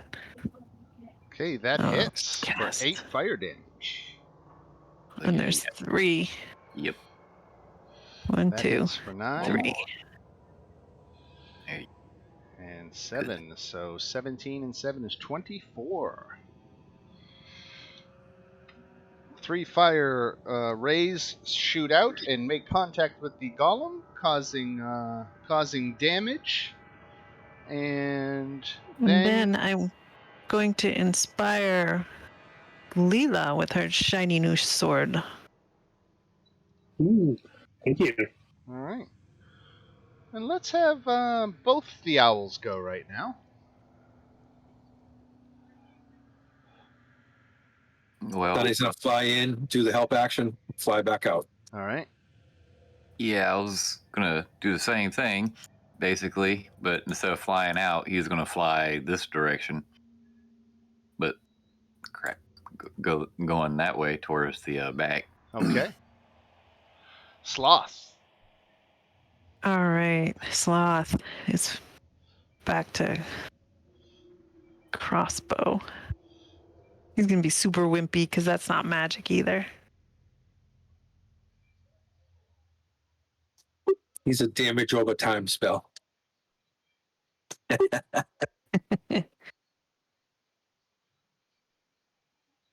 11. Does 11 hit? It does not. Okay. All right. Luis. Well, let's. Yes. I am going to call lightning.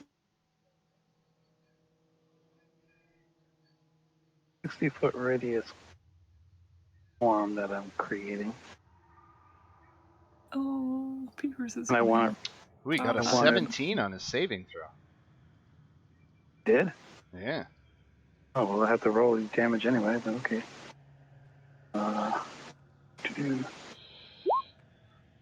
Okay, so 18 becomes 9 lightning damage. That's okay. That's just the first round. You can keep popping them. You're All good. right. Whisper Tinkle. So real quick, because I just want to, I'm looking at some. I was just trying to determine if is it now like difficult terrain there as well or no. No. No. No. Okay. In that case, I am bursting out of concealment using my feline agility to yeah, I have plenty of time over here and attempt to stab this motherfucker in the back of its leg to see what happens. And you know, I have to ask, and I'm pretty dumb. It's not dark in here, is it? No, these quartz pillars are all emitting light, right? Yeah. It was a good. Okay. You should be able to see pretty well in this room, actually. Yeah. Does 24 hit? 24 sure does. All right. For 26? For 26. And then I'm going to use a cunning action to disengage. And I've got 20 more feet. So I'm going to head in this direction. And I'll end my turn right there. All right, Nautical. Okay, this is Big Bad Gollum. I completely forget what does and doesn't work on golems, magic-wise. Magic works. Fire. I do not have fire. A bestow curse probably would not. No, bestow curse would not be good. That's a touch spell. Never mind. Yep. Oh, go touch it. Go ahead. Already. Go touch it. What's supposed to say? Go touch it. I always go when in doubt, go radiant. Go pat it on his ass. Okay, well, first of all, I'll move over to here. And then I'll drop spiritual weapon here. Hoping a 12 hits.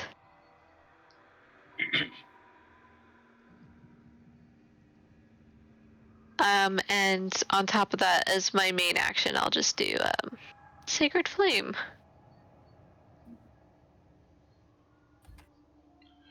Okay, so that's a cantrip, right? Sacred Flame? Yes. Right. So the 12 misses and the mate is save against the Sacred Flame. So I think that does it for Nautico, and we go to Leela. All right. First, I'm going to use a bonus action to hex, and I'll choose strength as the ability in case we get into a grappling situation. Very good. And we will move in.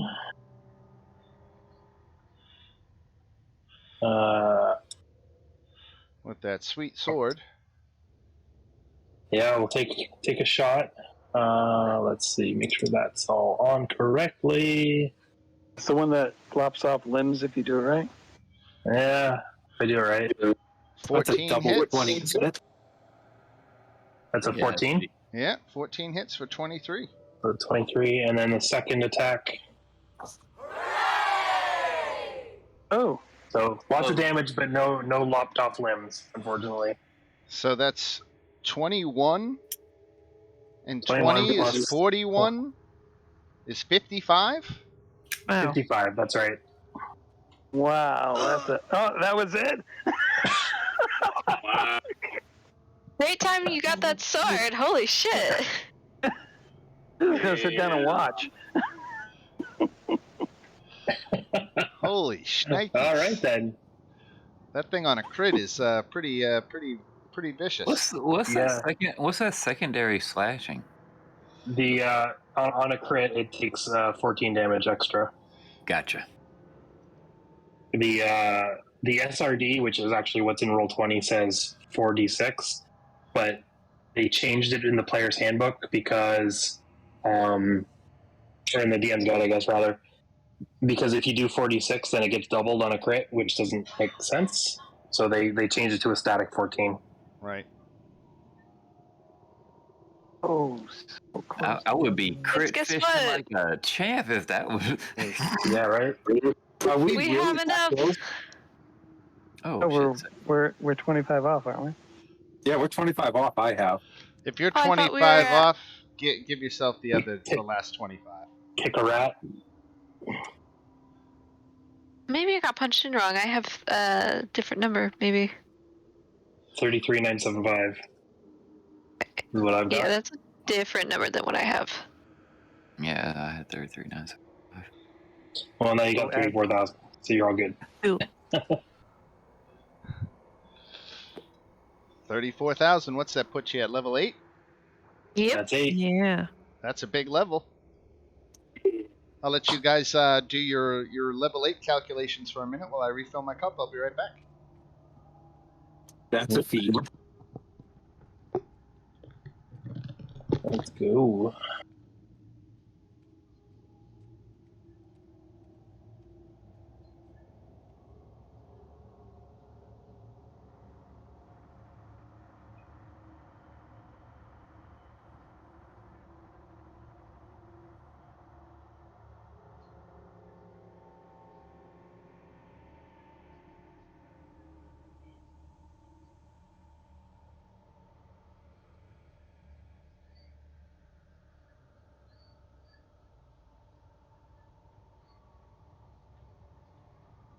Gonna get ice real quick.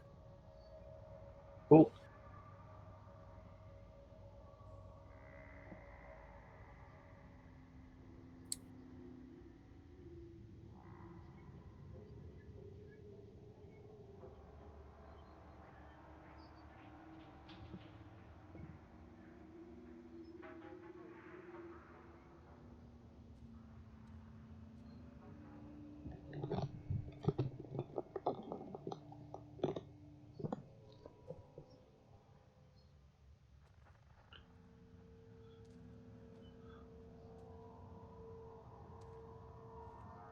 Oh, I got a new spell. That's right. Forgot about that.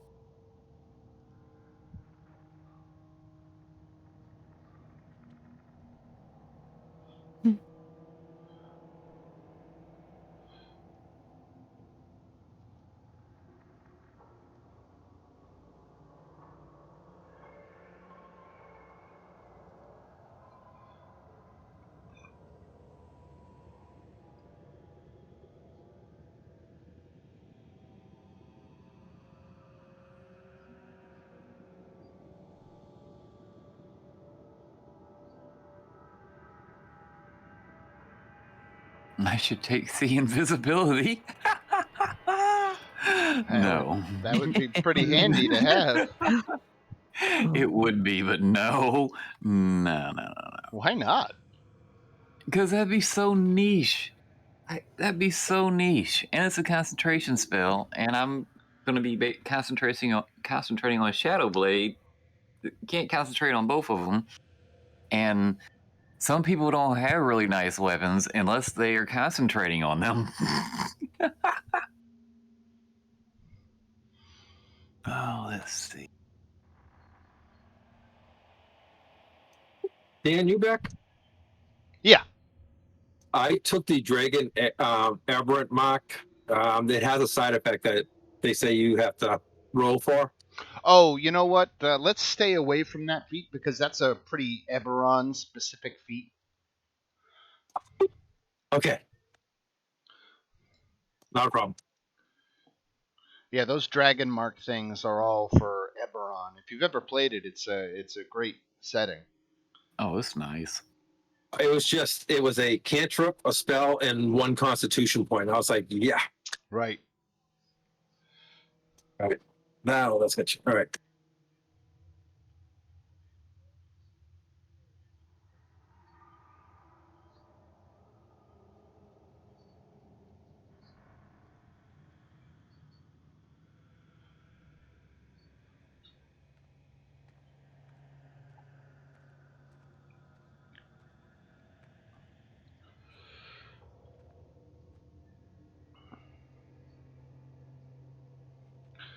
How's everybody doing?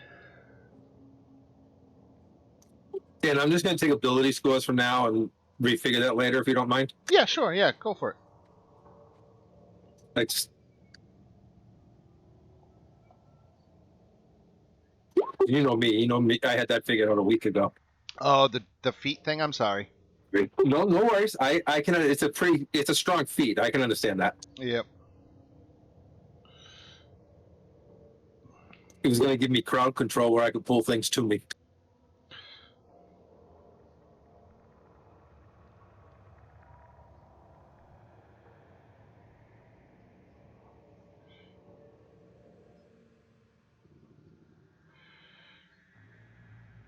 Yeah, I wouldn't mind playing an Eberron game. That would be a fun. It's a little bit, I don't want to use the word modern because it's certainly still medieval in all of its Bit steampunky. right. But yeah, steampunky. That's a good word for it. Where it's got lightning rail and airships and big metropolis cities and It's nice though. yeah.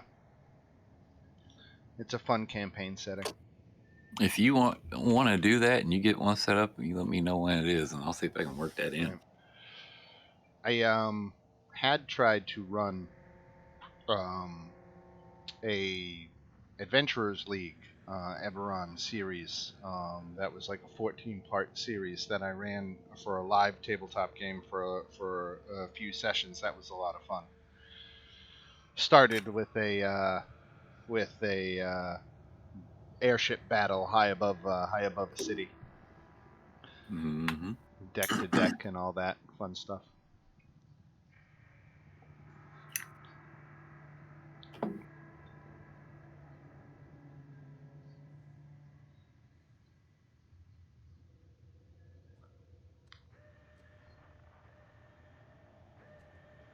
Next level's the big level. What happens at next level? Oh, my sneak attack dice go up, and I get my my 9th level feature for Arcane Trickster. Oh.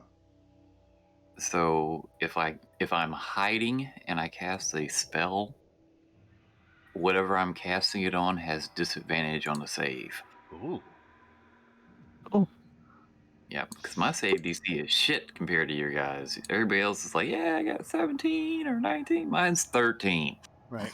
Depends what you're hitting with me. It's either really, really good or I'm shooting the craps.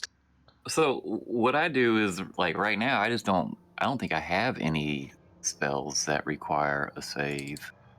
Well, I do, if I use them offensively, but no, I don't. It's like there's no point in me doing that. But next level, that's a whole different story. Hmm?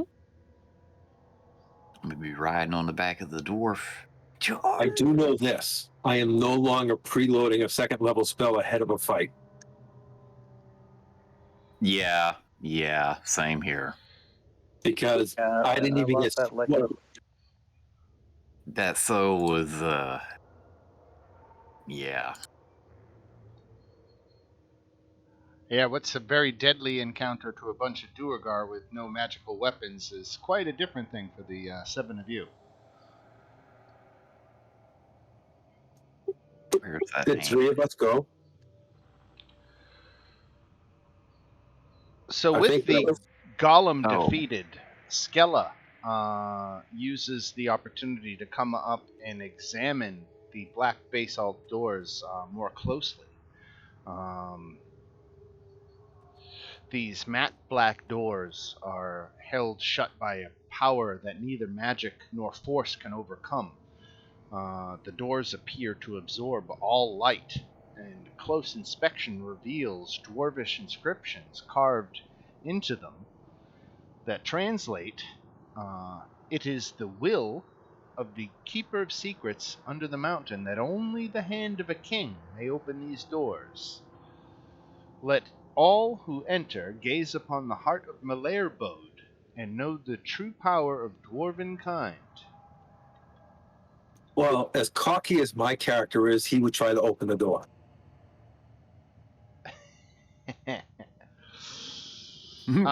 Anybody That's trained in history? I'm not proficient, but I am. oh, thank God. Malairbode. I think I am too. Malairbode is the name of an ancient dwarven realm beneath Waterdeep, whose underhalls were the foundations of Undermountain.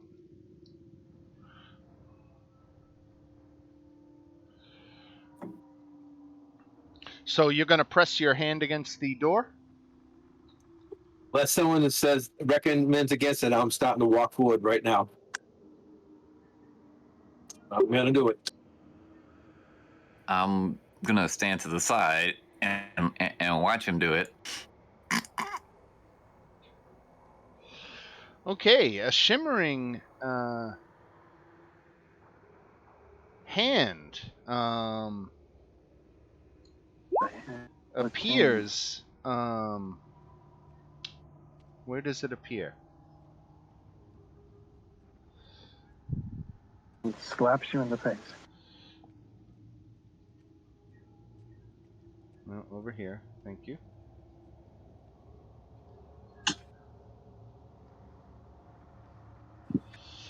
All right, so the shimmering hand appears, and let's go ahead and roll for initiative.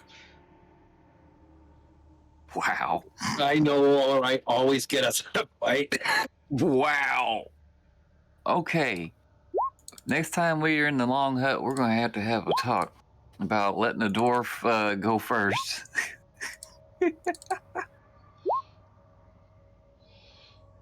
To be honest, I didn't attack it. I just touched it. This is true. Don't touch. It's gonna let me roll Have for permission. initiative on this thing? I don't think it's gonna let me roll for initiative. Oh, See, I am the king. It's not even gonna let you roll initiative. Let's see. All right, I got this. Quick question again. Yeah. What was that language written in? Was it Dwarvish that it was written in? Dwarvish, right? Okay, so none of us had any idea what was I going did. on. Just Derek touched the door. Right. I read Dwarvish. We Except for Whisper. You gotta be honest. If my character read something only the king can enter, what would he do? He didn't. come on. I this is totally within character. I 100%. As soon as he said he's gonna put his hand on the door, I'm like, yep, that sounds about right. And I'm gonna hide in the corner behind him and watch him blow up. That's basically anytime we come to something like this, he's gonna go do it, and I'm gonna hide behind it and watch it. If there Oh, I was am just to video double camera? check. just to double check with you, Dan, since we all just leveled up, that technically doesn't get applied until our long rest, correct? Correct, right. Okay, I just want to make sure I don't use a certain spell I just took.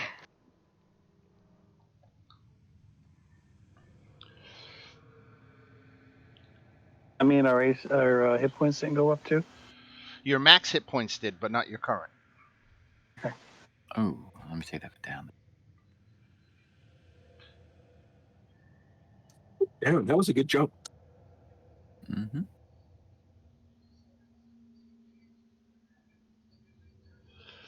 All right, so Peepers, you get to go first against this shimmering hand. Peepers is just gonna hold his action here on my shoulder. Very good. Orla.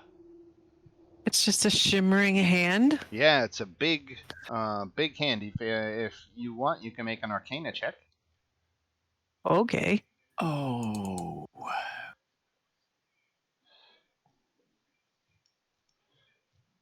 It's a Bigby's hand spell.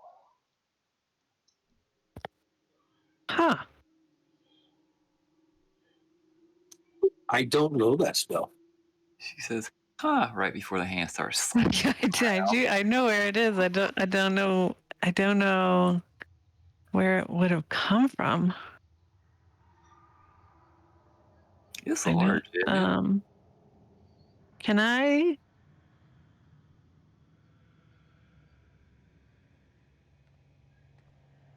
Can I attempt to dispel it? I suppose. I don't think he can attack Bigby's hand. It does have an armor class and hit points. Mm. Oh. Huh. All right. Well, I wouldn't know that it's necessarily going to be mean to us. So you grabbed the door and it just hand appeared. Right. All right. Then I guess I would probably I'll just hold the firebolt in case it does something unfriendly. Okay. It could be our friend. All right, WT.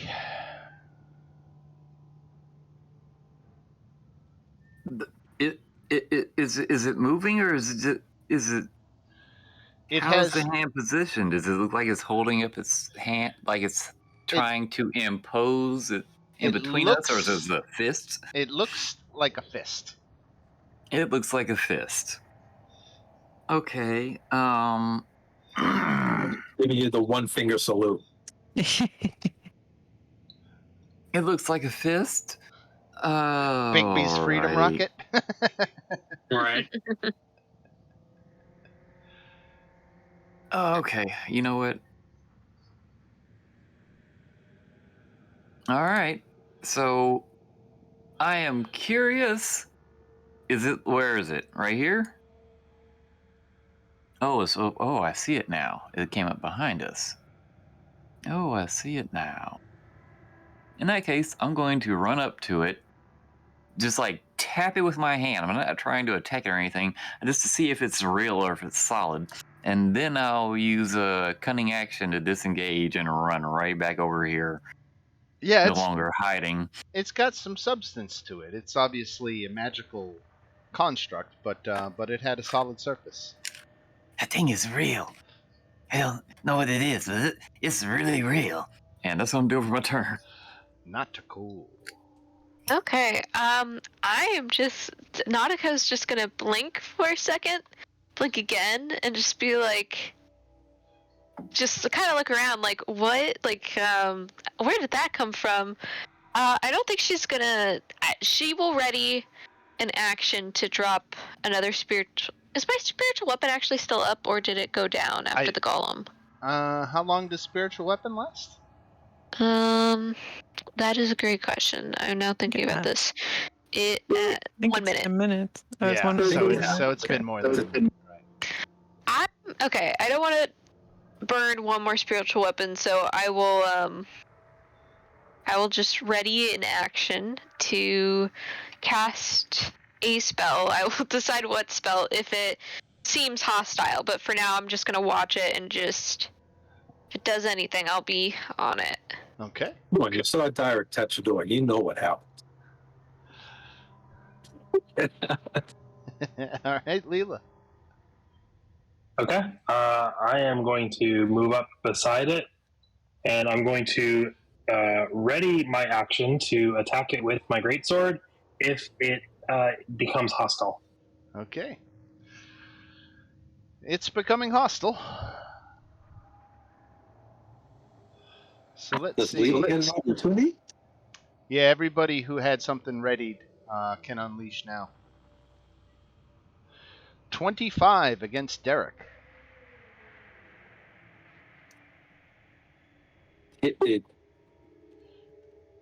To hit was a 25? Hit with a 25, right.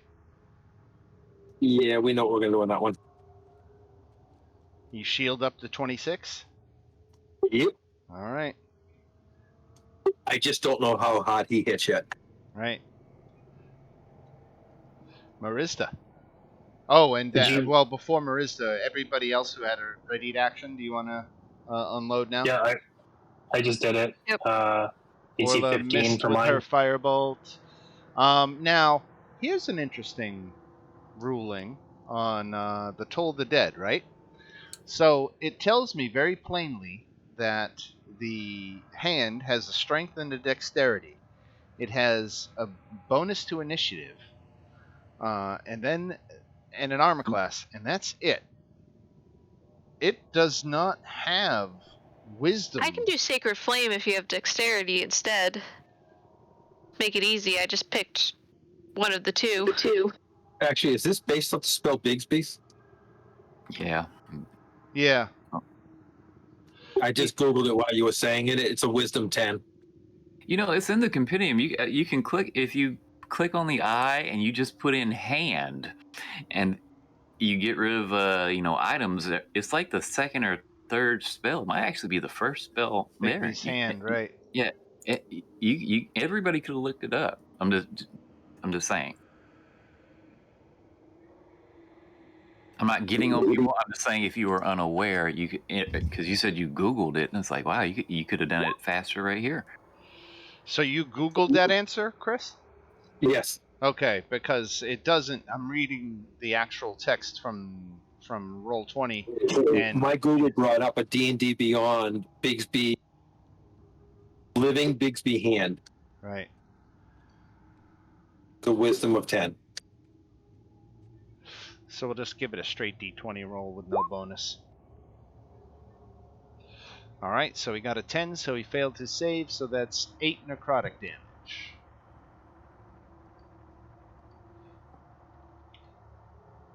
All right. You want me to put the link in D&D in Discord, Dan? No, that's okay. The thing is, you're talking about a living Bigby's hand, which is a different thing. It's based. It's not exactly the same as Bigby's hand, but for our purposes, I think it gives us an answer. So, all right. So Marista. Okay, I'm just gonna move forward. And that's really my turn.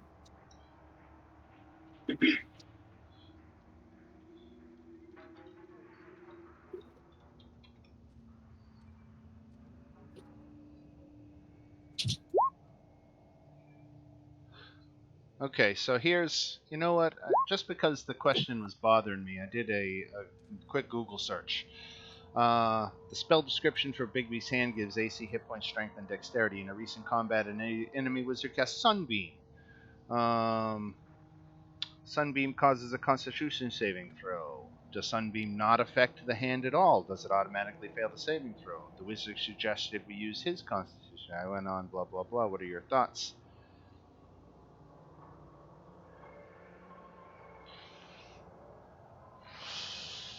So, the hand is an object. It is not a creature. So, does Toll the Dead only affect creatures? That would be Oh, the that's better for question. me. Right. So I think that's the distinction. So that I have to call this thing an object, not a creature. But anyway, Derek. Me, I'm just gonna smack the crap out of it. And to answer your question, yes, Toll of the Dead only works on a creature. Right.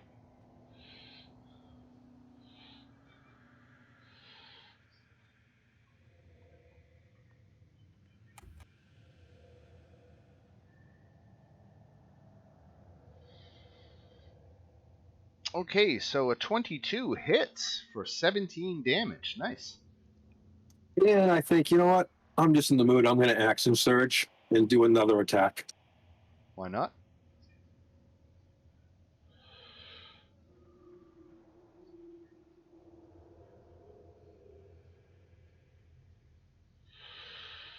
$15 misses. Now I'll do my bonus action.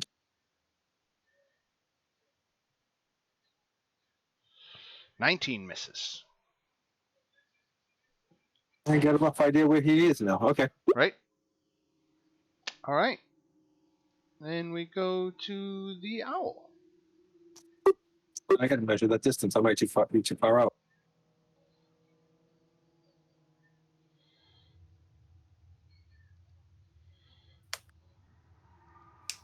That is Sunny's turn. All right, Luis. No, I'm reading what Whisper wrote, and I misread cantrip for catnip. I really did.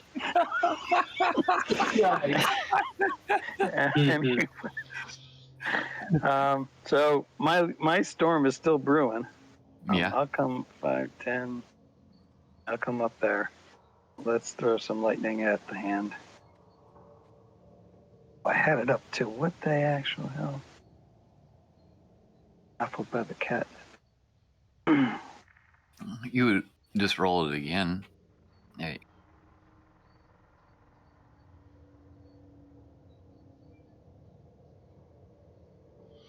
That was better that time. How's your dex?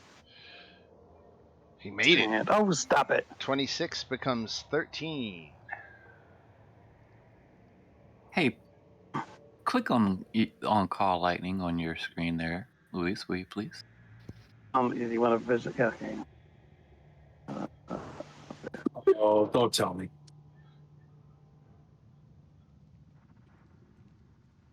You gonna say it's light, and I should have been casting that too, so we can see. So this is a concentration spell. Mm-hmm. I've been concentrating though, right? I haven't been hit or anything. Right. I just like to mark you so I remember you're concentrating. Oh, okay.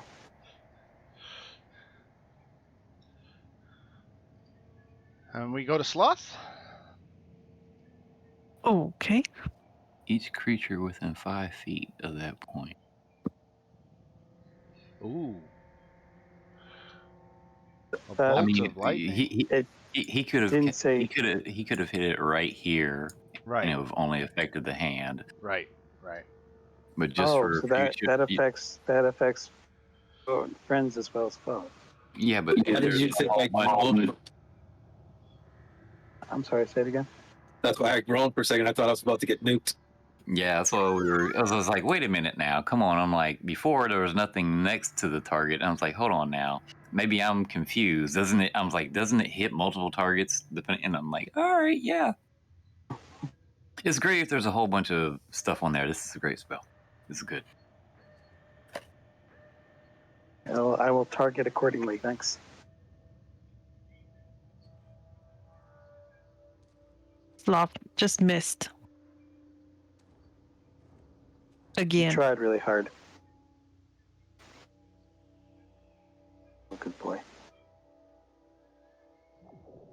All right. So we are back at the top of the round, and our peeper's friend.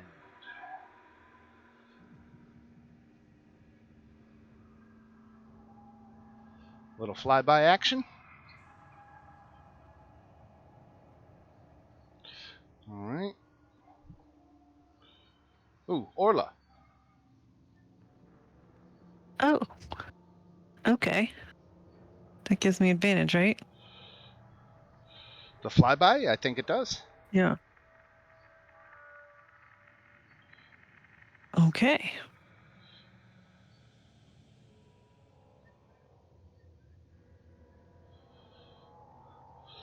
$20 hits for 8 fire damage. Okay.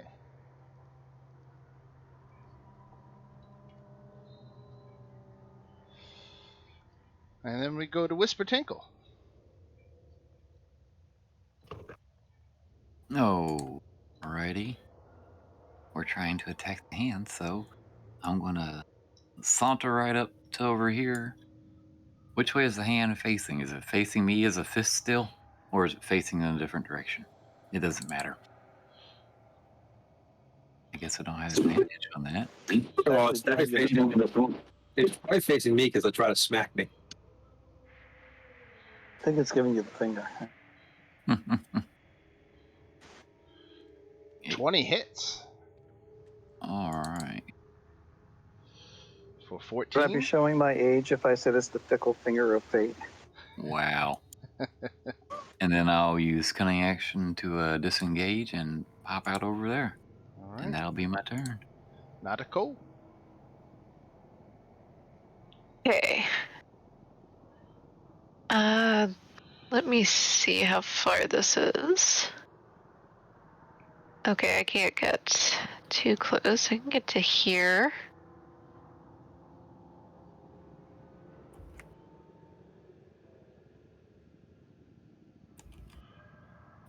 Let me see. Okay, I'm just gonna... No, I only have a 5-foot reach. Shit. I was gonna see if I could attack it with one of my weapons, but... Alrighty, if I can't actually attack it, I will go behind Whisper, actually, then. And... I will... You're hiding behind Whisper. Wow. Yeah. Wow. I do I'm still approve. pretty squishy, so I gotta use something. I'll give you Shield of Faith. Will that make you feel better? No, that's okay. No, that's all right. Whisper's fur, the only shield he need. Whisper not staying there long enough to need shield. Don't waste a spell on Whisper. Oh, that was awesome. Yeah. So I will, you know, protect the assets of myself. Mhm. And I will cast a Sacred Flame at it this time, seeing if Set that of can do some asses. damage. Did that not go through? There we go. All right, let's see. Oh my god. While Failed you're to at save. 9 radiant damage. while you're at it, just grab Whisper Tinkle, see if you can grapple and use them as a shield. Well, I'm concerned actually. She said she's hiding behind me, and I imagine her all bent over like Princess Leia and with R2D2, and all I keep thinking is like she's gonna get hit in the face with my tail. Well, how is she hiding behind me? 1d4 tail damage. It's a Leela. fluffy tail. 1d4 minus 3. That is rough, Leela. Yep, sure All is. right. So let's see what we got here. We got 1, 2, 3, 4, 5, 6 different creatures on the dais. Let's see who gets attacked. The hand flies across the dais to Luis.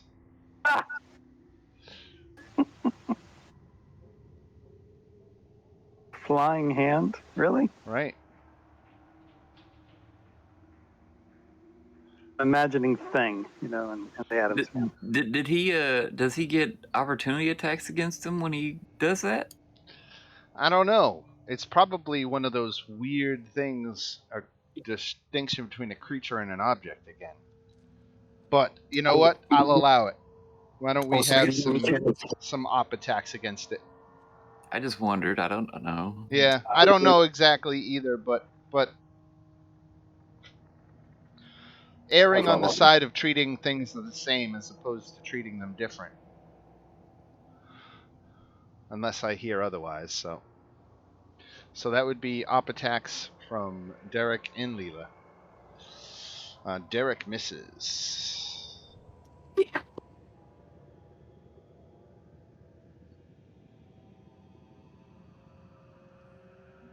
Skella misses. Leela hits 21 for Alright. 21. You like that sword? I do too. All right. And then the attack against poor Bob misses. Oh, you know what? No, the attack never happens because it didn't make the sound because it's not a creature. But the spell is Oh. defeated. Now, it doesn't give any kind of XP for this either. As a spell. What? This is the whole thing. The whole thing is weird. The doors cast this spell when anything except the Hand of a King touches it. And it leaves your humble DM in an awkward position of trying to figure out when is a creature not a creature and when is a spell a creature and blah blah blah.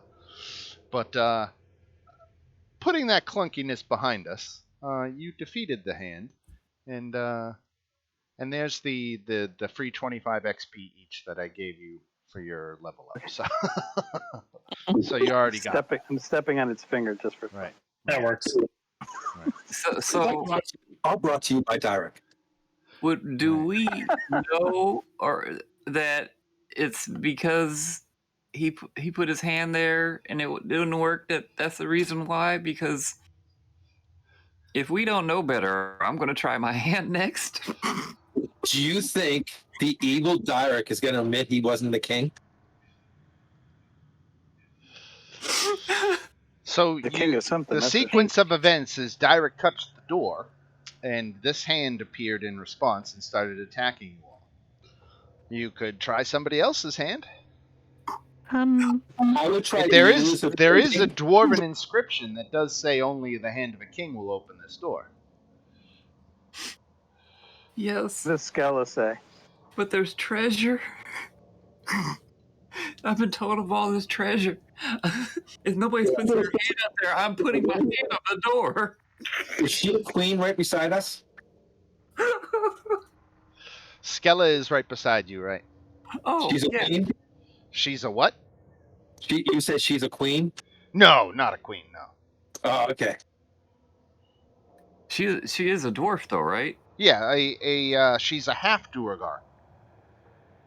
Yeah. Someone get her to do it. Somebody whisper wait, sweet actually- nothings in her ear and convince her to touch door. I have very quick question. So before we were reading something, we were in that room where it said about like the king and like see his glory. Like, was that a statue or was that just writing in the room? Those were like frescoes on the wall, and that was back here. Okay, so they're frescoes. So it's not like a statue where we could take the hand off and use that shit. Ooh. Okay, Right. That's clever. It is clever. saw the puzzle once doing that, taking a hand. But that's what I was thinking. So I'm out of ideas. I guess we'll have to explore. We have to go kill everything, cut the hands off, and try it on the door. Well, we have to find a king. Is the problem, not just a hand. Okay. That's it. Process of elimination. Oh, another guy goes down. Goddamn invisible things. Whisper always hear of dwarfs having like crypts and bodies they put in big stone things for ever. Nothing go back to ground. Horrible little thing. Maybe hand in one of those. Maybe the vault that we're looking for. Dan, Yes. as you move, can you keep an action ready if something hits you? You have a weapon of warning. Yeah, but I'm just thinking of these things. Then again, if it goes to hit any of us, if it goes to hit any of us, it should be ahead of time.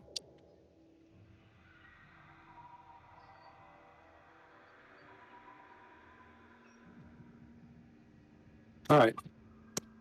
Can you keep it ready? Do you know what these doors are? On the side. To permanently keep an action ready, I don't know. You might have a heart attack. That's no way to live. And you know me in real life? Mhm. I was about to say, is anyone else proficient in history?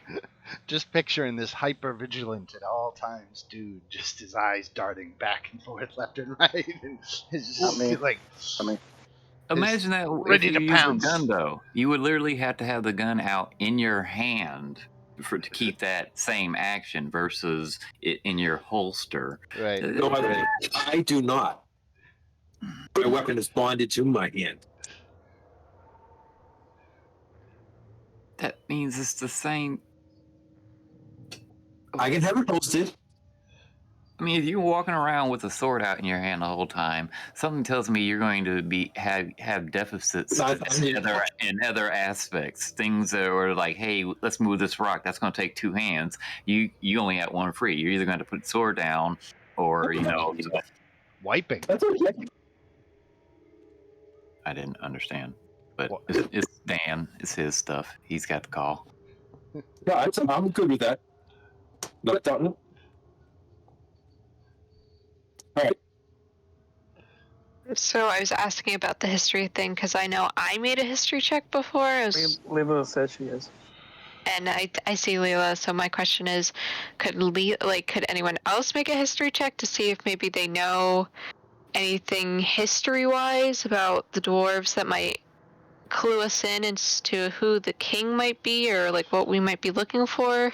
Well, the Or can I king, make that roll myself? the king of Malairbode was King Malair. It was the settlement was named after him. And he presumably is buried here in his own kingdom. And you know that these are the halls of that ancient dwarven kingdom. So if he were buried and entombed, it would be somewhere in here. How about we open that crypt that we just fought the golem on? Was that a crypt or a shrine? What this thing right here? Yep. It was an altar, like Oh, Anybody a want to try one of these two clay doors? altar, That one or right. this one? Okay. I'm gonna go check one of those doors out. But isn't this tomb what everybody's looking for already? That's what Right. I'm confused by too. Right. Yeah. The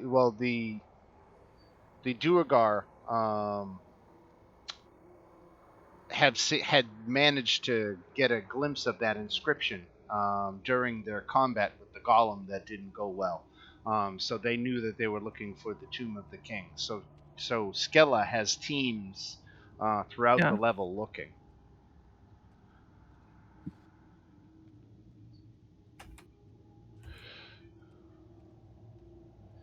Are either of these doors open? The one on the left or the one that was? No, but they could be. Okay. What am I gonna do? this door is locked. No, both they're just shut, not locked. Oh, Let's do them both. On three, we I think. You want to open both sides? One. Both sides. Two. Ooh. yeah. I can imagine. I've got my ear next to the door, and then the door just opens up, and it's like me rolling my eyes, like these dwarfs.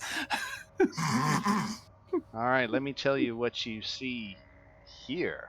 By my torch. All right, yeah. Where'd the torches Hey, go? where'd my torch? Where'd my torch go? Blue dot. I lost my torch. Where is my torch?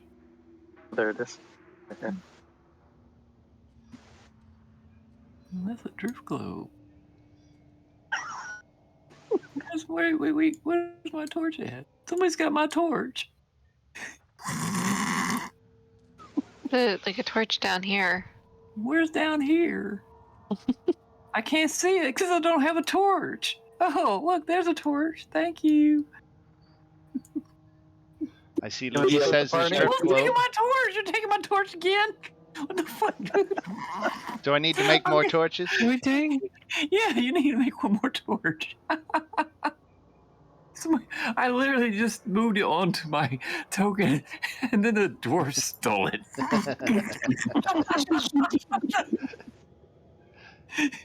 Goddamn dwarves. All right, so Derek, you can hear giggling and footfalls coming from around the corner up ahead. Oh, I got to go towards giggling. Yeah, Torch. he can most definitely go out in front, and I'm trying to sneak up kind of behind him. So we're going the other way. Let's join you guys. Let's not split the party, shall we? Wouldn't be the first time, would it? I was really tempted just to walk away. Oh, that's a different Goliath. Right, Meredith? Oh, where's Sunny? I need Sunny now.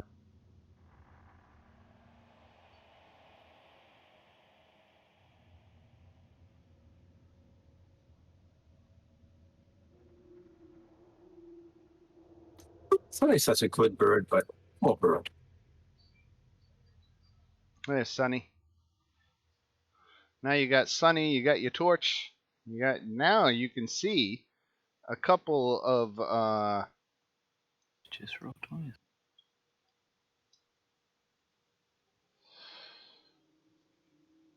corpses of 2 Duergar lie sprawled in the center of this room. 2 stone arches are embedded in the walls, one to the north and one to the south.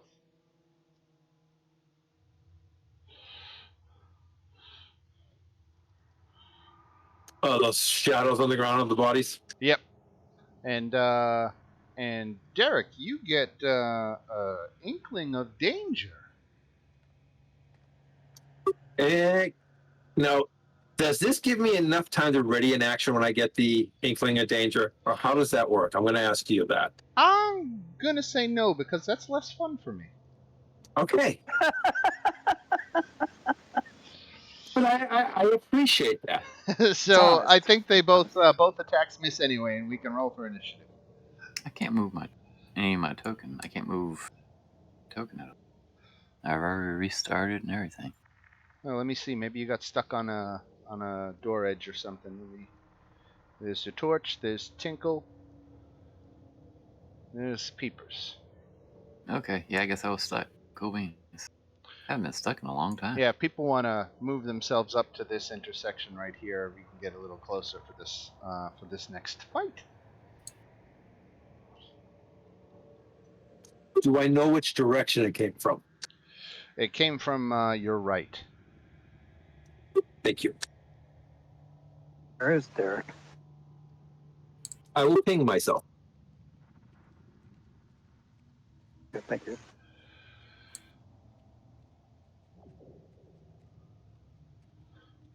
Where's Derek? He's out causing trouble again. What? I don't know.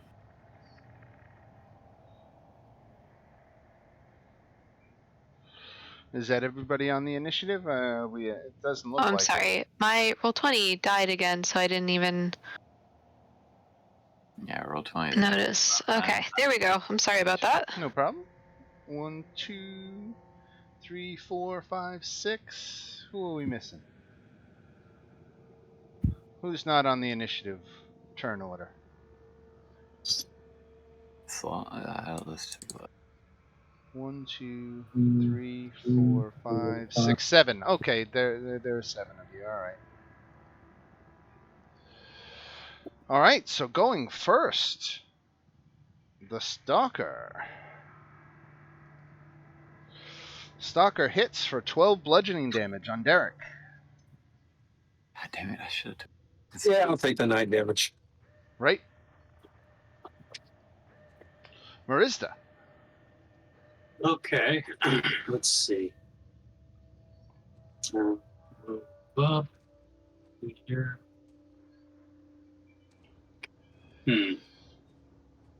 What to do? What to do?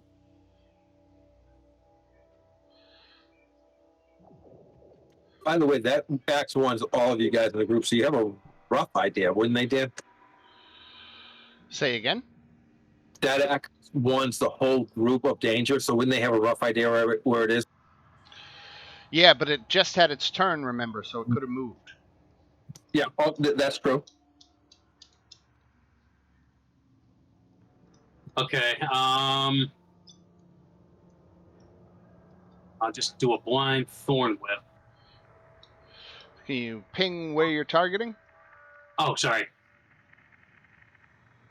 There. All right.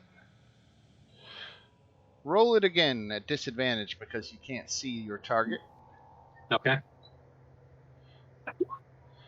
Okay, so you hit exactly where you were targeting. You really nailed the shot, but you didn't see it connect with anything. Okay. Sloth. Okay.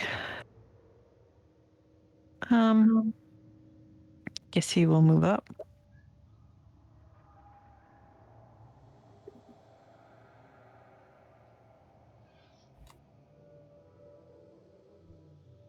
I don't know that we have any way to know where things happened. Other than Do we? you know that something attacked Derek, Yeah. and it was standing here. Oh, you can't see my ping. I'm on the wrong layer. It was here when it attacked, but you also know that Marizda relayed that she just landed a good shot with her thorn rip in this spot and it didn't connect. So Okay, so it we must did have get that. moved, right? Okay. I mean, I guess Sloth will just pick a spot. Right. And make a disadvantage attack, right? It's already so bad already with his crossbow. Right. Ooh, unfortunately, that's So, going to be a miss, regardless yeah. of the spot he picks. So we go to Luis. Yeah, I'm gonna do the same thing. I'm gonna pick a spot. Well, let's pick that one. Okay. Sorry, I missed it. Through my crossbow too. Disadvantage attack. Why not? You hit. 7 Oh. points of damage. Oh, Oh, where was that? North of playing you. Battleship. There. Nice. You The connect. PT Cruiser, what did I hit? Right. Guys, it's right over there. Didn't you see it? So yeah, Luis can confirm that in the position just north of Derek, he made contact with his shot. So Mr. Owl, what would you like to do? Mr. Owl can't really do a lot right at the moment because he can't see that thing. So he's just going to fly down here and scout the room. Just to be safe. All right, Orla. Hey.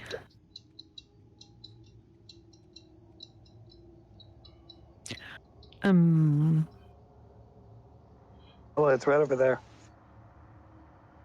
I'm sitting here in my room and I'm pointing like anybody's gonna see.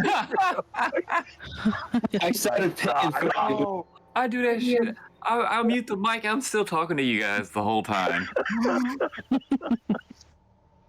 Things really, really good. Oh, nice. Orla with a nice hit. 7 fire damage. Nadako. Again, I can't see anything. Can I? You saw where I hit it though. It's right there. Right. So it's a disadvantage attack, but you've got its location. But the problem is my spells say I have to see it. Right. Oh, that's why I used the crossbow. I figured it would. I got it. Yeah.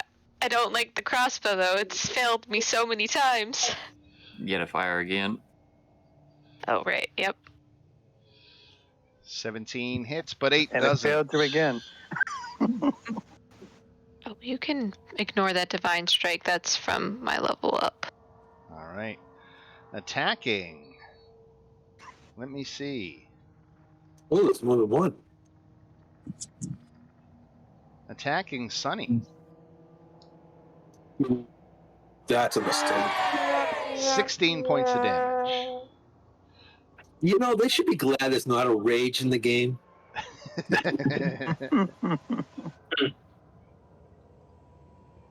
What's that?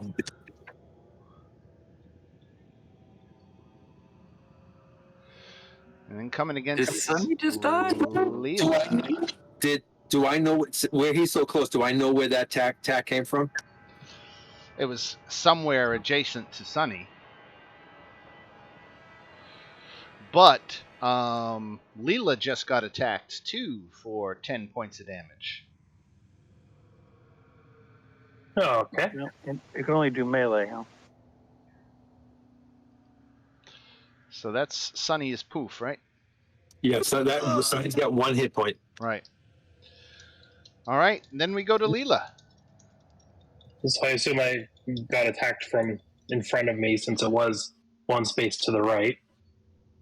Let me count out my spaces again here. 5, 10, 15, 20, 25, 30. Yeah, so let me finish my movement. So the attack came from your south. Okay. But if he's moving, then that doesn't really help me. Right. If he hit you, you know where he hit you from. But then he moved. So, okay, well, I have no way of knowing. So I'll just attack to the space to the south of me. Okay.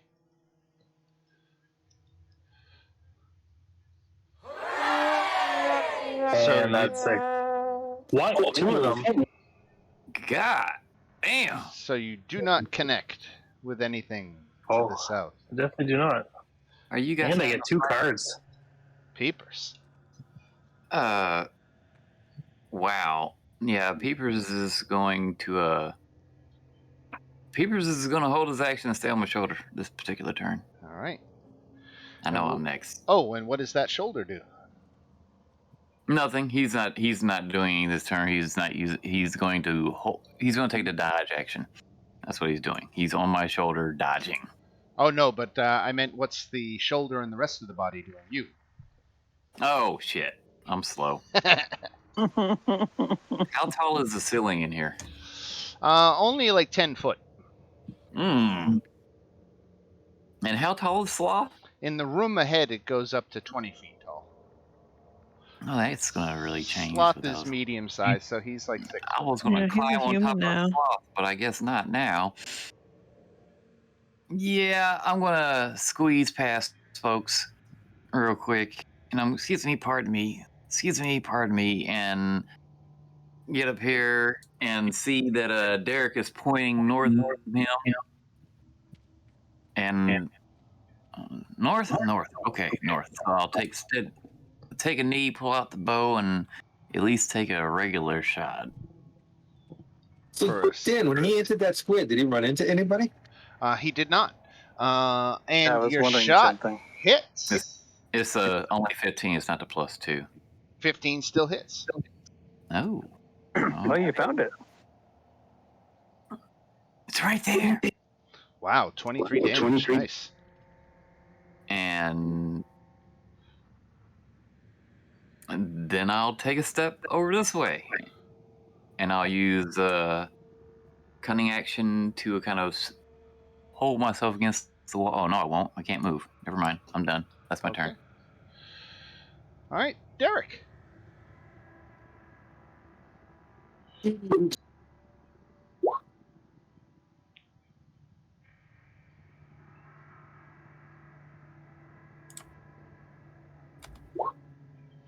Attacking which side?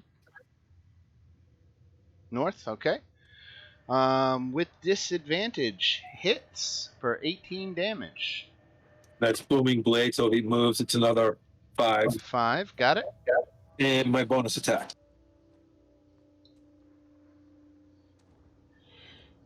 9 misses. And that's my turn.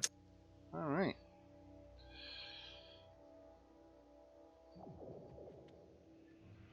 Oh, back to me. Nope, not yet. Okay. Invisible Stalker time.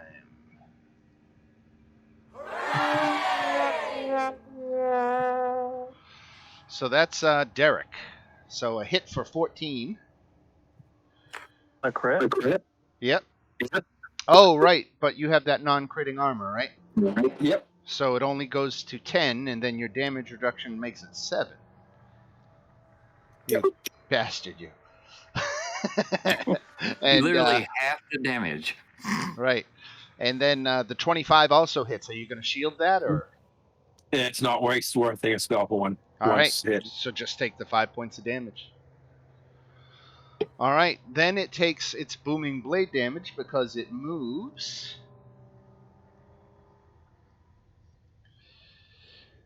And then we go to Marista.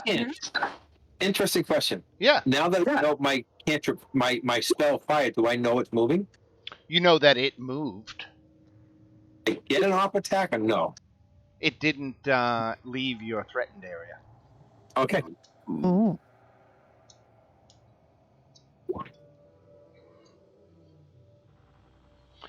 Mm, 19 from Marista, but you got to attack. You got to show me where you're attacking. Okay.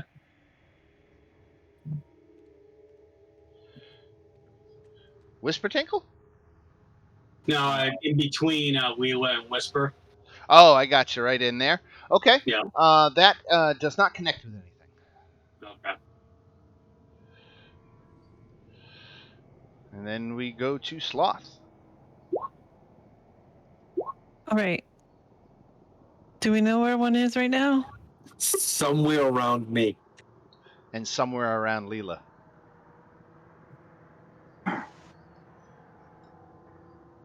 We do know he just left this spot. He left that spot.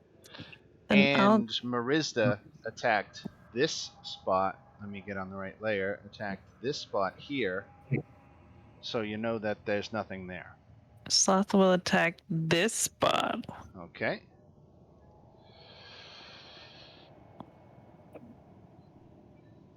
And it doesn't connect with anything, unfortunately, Okay. Luis. If I shoot my crossbow in a straight line, will I hit all 3 of those squares next to away from Leela? Straight from Leela? Oh, that's a good point. So if my crossbow bolt goes, because he aimed well, Sloth aimed well for once. Right. It's not like it's just that spot. Yeah. It cruised all the way to the wall. Okay. Right. Other side. Right. I'm gonna go here. Tell everybody in the line to duck. I'm gonna shoot straight over Whisper's her little head. It's her head not little. Where are you aiming for? Normal Face. size, average In that head. straight line. I assume it's with Right over disadvantage. Sloth, Nautico, Whisper, and Derek? Yep. All right. It doesn't connect with anything on the whole way. You know, at the same time, you got to pick one square. Okay, fair enough. Because so at I the was same actually time, aiming, I was it's aiming like here. if you could hit anything in the line of fire, then that means that all of a sudden Sloth, Nautico, Whisper, Tinkle, and Derek have to become valid targets too. Well, Dan, let's put it this way. We already checked this spot, so would that go to this spot then? Right, That's what I was aiming for. Is actually the one against the wall. right, and there was nothing there. It's too bad. My rolls were good for Right. a change. So let me ask this. We've done this one. We know it left that one. Did not mean to move it. Right. And that one so far, right? That sounds right.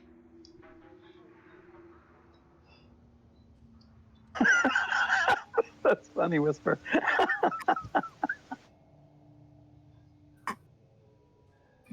Okay. Then I think Orla. Where should we keep kind of going around Derek? So maybe back here. Okay. We know he Yeah, said or- as well, but Leela was the last one who got hit, right? And that didn't connect with anything, Orla. Okay. But you can't tell if it's a miss or that there was nothing there. Right. What do you got, Nautico?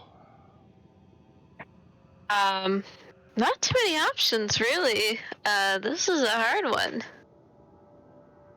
So if it's invisible, I can just... Yeah, I can drop a fairy fire again. Oh. Right on top. Yeah, so I'll do it, like, in this area. Let me give you that fairy fire. Well, no, he's in one of the squares around me. So drop it right on top of me. Let me make it so you can move it. There you go. There's your fairy fire. Okay, like this, would you say? Or do you want me to go up a little? Go over Is there more towards one- Leela. Well, if you go up one, well, because there's one around Leela too, right? Right. Somewhere. Yeah, but we know the square, the exact left of Whisper's been attacked. So if it doesn't get anything there, it's only the square to the left of Leela at that point. Well, they gotta make a dex save, so... Let's have Well, Leela, Whispertinkle, and Derek make dex saves. I'll make dex saves for anybody else who needs it.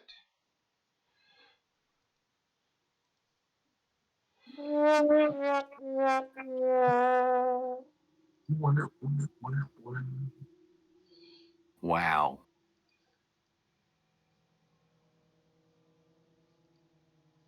I'm just shitty rolling on shitty rolling. What does Fairy Fire do there, anyways? It makes you sparkle. Yeah, literally. But if you're invisible, you're not invisible anymore. Right. You're glittery. So for me to lose the rolls is really not a big deal. Well, I was about to say, you'll now have... It says, any attack roll against an affected creature or object has advantage if the attacker can see it. Yeah. And the affected creature or object can't benefit from invisibility. So you now, unfortunately, they now have advantage against you guys. But they've already had advantage against They us in the did. first place, though. Yeah, when they were And attacking we now while also they were have advantage invisible. against them, so... Yeah. Double secret advantage. Even the playing field. Yeah, even By turning us into Twilight. Right. Yep. All right. So this stalker is going to go, and he's, as we stated, he was making advantage attacks for being invisible. But Leela made her saving throw, so she's not outlined in fairy fire, right? Yep. So That's here right. comes the normal slam attack. 19 hits, though, right? Yep. 15 misses. And then we Yep. go to Miss Leela. Okay. So I have advantage then. You do. So I'm going to use my bonus action to hex it. Is that Sorry, Bob's cat? That's a cat about to vomit. Oh, wow. 17 hits for 24 damage and 11 misses.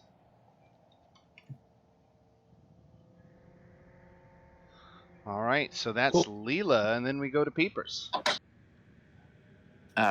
Peepers is, I guess, you know what? We can take Peepers out of, Initiative? well, yeah, because he's going to Okay. stay on my shoulder at this particular point. Cool.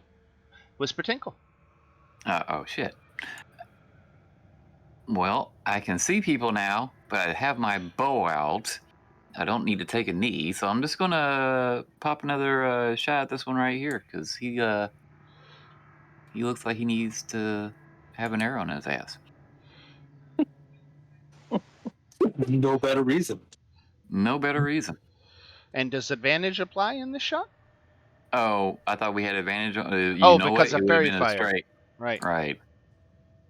No, because he can't benefit from invisibility, he said. It's weird So how it'd be that 11? works. Right. So it would so be then advantage. that would probably a miss. Right? Ooh. Because fairy fire gives you advantage, right? It's Yes. advantage to every creature affected when attack is against them if the attacker can see them. It's interesting how it says, though, in the next breath, that a creature can't benefit from being invisible. And that tells me that when you're invisible, you get an advantage on your attack rolls, and stuff has disadvantage on attack rolls versus you. Oh, so it's neutralizing the advantage. Does My it? take Does on it? it is that they're still technically invisible. It's just like they're covered in glitter now. No, it says it can't benefit, doesn't it? It says it can't, Can't benefit from being invisible. so it can't benefit from advantage. So here's the question. All right. So if while it's invisible you have a disadvantage on it, then you cast Fairy Fire.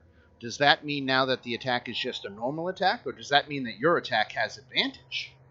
I would think it's a normal attack when the Fairy Fire hits it, and when he comes in with an advantage, he gets advantage. Okay. That would be my feeling on it. Yeah, that's.